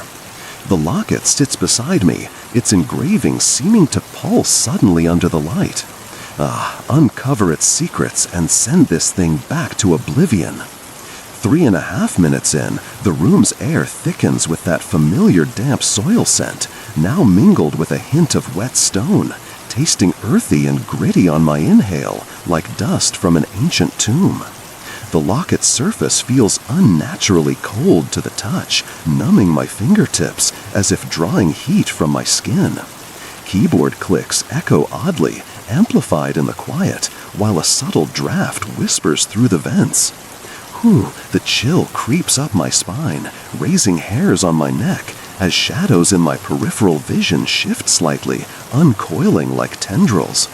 I am typing queries about antique lockets with shifting engravings, heart quickening as forums pop up with tales of cursed relics from old European markets bound to shadow entities. Each scroll intensifies the odor, making it harder to breathe, as if the research stirs something dormant. Results flood in, stories of a shadow binder locket, allegedly crafted in the 1800s by an occultist to trap wandering spirits, but instead becoming a beacon for inhuman stalkers. Formless beings from forgotten realms that feed on fear. A photo matches mine exactly, and as I zoom in, the shadow in the room elongates, brushing against my chair with an icy caress that makes me jolt. Dismiss it as coincidence. But the cold seeps deeper, making my hands tremble on the mouse, and the earthy rot smell surges, evoking images of unearthed graves. 7.5 minutes escalate the intrusion. I am driving to my best friend Sarah's house the following afternoon, the locket buried in my glove compartment, as if distance could mute its pull. But the musty earth smell seeps through the car vents, faint yet insistent, like soil stirred by unseen hands. Sunlight glares off the dashboard, but it does nothing to warm the persistent chill that clings to my skin, making me shiver in the heated interior. Sarah's always been the rational one. Maybe she can talk me down from this escalating nightmare. The road hums under my tires, but every passing shadow from trees feels like the stalker's gaze tracking me. Share the burden and thaw this frozen dread. 3.5 minutes in, the air inside the car grows heavy with that damp earth scent, now laced with a subtle mildew tang, tasting like inhaled fog from a bog on my every breath. The locket's presence radiates cold even from its hiding spot, making the steering wheel slick and icy under my palms. Mirrors reflect fleeting dark shapes in the back seat, gone when I double-check. Whew. A cold draft swirls around my ankles, numbing my feet on the pedals, as if the entity rides along, whispering silently through the hum of the engine. I am calling Sarah on speakerphone, voice trembling as I describe the shadow and the research, but static crackles, distorting her responses into eerie echoes. The odor strengthens with each word, as if confessing invites it deeper. Arriving at her doorstep, I hug her tightly, but the chill transfers, making her pull back with a puzzled frown, commenting on how cold I feel. Inside her cozy living room, filled with plants and warm lighting, the shadow manifests subtly in the corners, its form elongating as I recount the flea market find and the inhuman pursuit. Sarah listens, skeptical at first, suggesting it's stress, but as I show her the locket, her expression shifts. The room's temperature drops noticeably. Grr, convince her, don't face this alone. But the earthy rot smell blooms, evoking decaying undergrowth, making us both cough. 7.5 minutes intensify the isolation. Seeking help isn't relief, it's expansion. The stalker infiltrating our conversation. Memories of shared laughs fade, replaced by doubts about her loyalty, planted like icy seeds in my mind. Horror mounts as the entity glides across the floor towards Sarah, its chill brushing her leg, causing her to gasp and rub her arms. No, it's targeting her now. The lights dim, casting the room in twilight hues despite the afternoon sun. Another 3.5 minutes overload the senses. The shadow's nearness brings a piercing cold that seeps into furniture, making cushions feel like frozen slabs under us, numbing our seats. The musty earth aroma thickens to an oppressive cloud, pungent with fungal decay like spoiled mulch, irritating our throats and eyes. Walls creak subtly, syncing with our uneasy shifts. Hee, Sarah's attempt at a joke falls flat, her laugh echoing back hollow and chilled, as if the entity mocks our camaraderie. I am urging her to research with me on her phone, but screens glitch, showing shadowed distortions of our faces. 15 minutes warp perceptions fiercely. Visions assault, the stalker as a relational parasite, freezing connections by instilling paranoia, ensuring hosts remain isolated prey. Details emerge, past victims cut off from help, their pleas dismissed as madness until too late. Confusion shatters trust, blending her concerned gaze with potential betrayal. Bonds fracturing under its chill. I am handing her the locket for inspection, but as she touches it, the shadow surges, enveloping us both in a freezing mist that burns like Arctic wind, the earthy scent choking us. Sarah drops it, eyes wide, now believing, but the entity retreats, leaving her shaken. Gasp, we've provoked it. Another 3.5 minutes bring overwhelming tides. Air condenses with humidity, clammy on our skin like sweat from a fevered grave, carrying spores that tickle and unsettle. Lamplight flickers, highlighting the shadow's fluid edges encroaching. Echoes of our voices fade, absorbed into its void. Fused doubts intensify, urging distance from her. Grr, hold on to the friendship. 7.5 minutes expose profound terror. The seeking isn't alliance, it's division. As we talk, the stalker weaves into our dynamic, dissolving warmth. Shared histories cool, gaining layers of suspicion from its influence. It's severing ties. The room stabilizes, but the chill lingers in our words. 15 more twist thoughts deeper. Mind contorts, depicting cycles of outreach leading to alienation, bolstering the entity's hold. I envision friends turning away, their warmth iced over. Erased bonds return twisted, craving solitude. No, connections entombed. The shadow hovers between us, its chill creating an invisible barrier, earthy rot dividing the air, forcing us to lean away. Hee, the entity's silent amusement vibrates, reveling in the growing rift. Another 3.5 minutes overload the embordage. Air turns stagnant, heavy with earthen weight, coating lungs like inhaled dirt, numbing emotions. Fractures in trust crack audibly, intense silences, like splintering ice. Vibrations sync with our chills, binding isolation. Whew, it beckons separation. Ah, rift widens. 7.5 minutes deepen the core dread. I'm not seeking, I'm spreading it. The encounter reveals the stalker's strategy. Chill relationships to absolute zero, leaving hosts frozen in solitude. Mind and doubts entwine. Ward's whispers claiming social shards. Grr, desperate cling.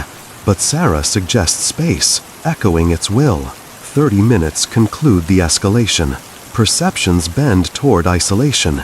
Me as chilled outcast now, all warmth tainted by its presence. I permeate loneliness, part of the shadows, luring my own seclusion. Ah, bonds frozen. The house echoes our strained goodbye, with me driving away, the stalker closer than ever.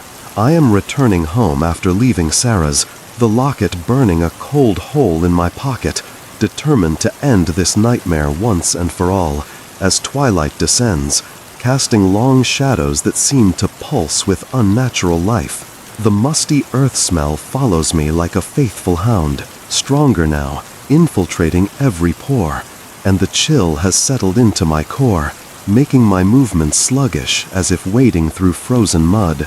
No more running. Tonight I confront it, destroy the locket, banish the stalker, reclaim my life. The house looms ahead, windows like dark eyes watching my approach. Ah, strike at the source and melt this icy terror.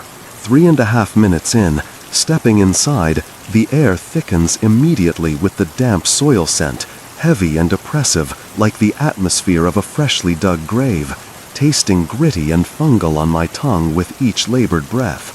The locket, now in my hand, radiates an intense cold that numbs my fingers, spreading up my arm like frost creeping over glass. Floorboards groan underfoot, echoing as if something massive shifts below. Whew, a frigid gust swirls from the vents, carrying whispers of rustling leaves and distant echoes, as if the entity announces its readiness. I am heading to the basement, the darkest part of the house, flipping on the light that buzzes and flickers, illuminating cobwebs and forgotten boxes. But shadows cling stubbornly, one detaching to follow me down the stairs. The odor intensifies, evoking rotting earth churned by worms, making my eyes water and stomach churn. In the basement's dim glow, I place the locket on an old workbench, grabbing a hammer from the tool rack, its handle slick with condensation from the dropping temperature. The shadow stalker manifests fully now, a towering fluid silhouette emerging from the walls, its form undulating like smoke in wind, eyes absent but presence piercing. It doesn't attack, it waits, radiating waves of chill that frosts the air, my breaths visible as clouds. Whew, end this now. I raise the hammer, but hesitation grips me. The earthy rot smell overwhelms, clouding my mind with visions of ancient bindings. 7.5 minutes escalate the confrontation. Facing it isn't victory, it's fusion. The entity drawing closer, its chill enveloping me like a second skin, seeping into my thoughts and planting seeds of doubt. Memories of normalcy shatter, replaced by acceptance of its eternal watch. Horror surges as tendrils of shadow extend, brushing my arms with freezing burns that leave numb trails. No, it's merging with me. The basement darkens further, lights dimming to embers, the locket glowing faintly as if alive. 3.5 minutes heighten the sensory assault. The shadow's touch is like plunging into Arctic depths, numbing limbs while igniting paradoxical fire in nerves, each contact embedding deeper cold. The musty earth aroma condenses to a suffocating miasma, pungent with decay like unearthed bones, clogging my throat and blurring vision with tears. Concrete floors vibrate subtly, syncing with my thundering heartbeat. A defiant laugh bubbles up, but it's swallowed by the entity's silent void, echoing back as a hollow mimicry. I am swinging the hammer at the locket, but the blow glances off, sparks flying as if protected, and the shadow retaliates with a blast of chill that knocks me back. 15 minutes warp perceptions to a shattering peak. Visions flood relentlessly, the stalker as an ancient guardian of forgotten realms, awakened by the locket to claim modern souls, not to kill, but to transform, imbuing eternal vigilance and fear. Details crystallize. My life was always leading here, every shadow in my past a prelude. Confusion obliterates resistance, fusing my essence with its void. No self left untouched. I am lunging again, smashing the locket repeatedly, fragments scattering like dark stars. But instead of fading, the shadow absorbs them, growing denser, pulling me into its embrace with icy arms that freeze my screams in my throat. The earthy scent chokes me, forcing inhalation of its essence. Gasp! Break free! Another 3.5 minutes bring overwhelming surges. Air solidifies with frost, crystalline and biting, coating skin like frozen dew from a spectral storm. Shattered pieces hum audibly, vibrations piercing ears like distant wails. Merged essences intensify, demanding surrender. One final strike. 7.5 minutes unveil ultimate dread. The confrontation isn't banishment, it's assimilation. As fragments dissolve into the shadow, it infiltrates my core, dissolving barriers. Personal identity cools, gaining layers of its timeless watch. It's remaking me. The basement steadies, but I'm changed. 15 minutes more twist to profound closure. Mind secures an altered eternity, illustrating transformed views. Shadows as alive, the world a tapestry of hidden entities waiting to stalk. Visions of daily life now laced with paranoia, beauty tainted by potential peril. No, the chill eternalizes my fear. The shadow dissipates into me, its chill a permanent resident in my veins. Earthy scent faint but ever present, a reminder of the merge. A resigned chuckle escapes, acknowledging the new reality. 30 minutes culminate in reflective transformation. As I ascend from the basement, the world outside feels different. Streets teem with suspicious shadows. Every glance a potential pursuit. The fear hasn't destroyed me, it's evolved me, sharpening senses to the inhuman undercurrents beneath the mundane. No longer naive, I navigate a reality where antiques whisper dangers, friendships carry chills, and solitude is both curse and shield. The stalker wasn't defeated, it became part of me, forever altering my gaze. The world, once a place of wonder, now a labyrinth of lurking voids, teaching that true terror lies not in the unknown, but in how it reshapes the known. What shadows lurk in plain sight? And so the whispers ensnare another soul, bound by broken rules, woven into the static, the fog, the endless depths of the lake and the midnight road. But the echoes, the shadows, the unseen passengers, they are forever ravenous. They lurk for the listeners, the drivers, the unwary. They wait until your rules fracture, your gaze wanders, and then they pull you in.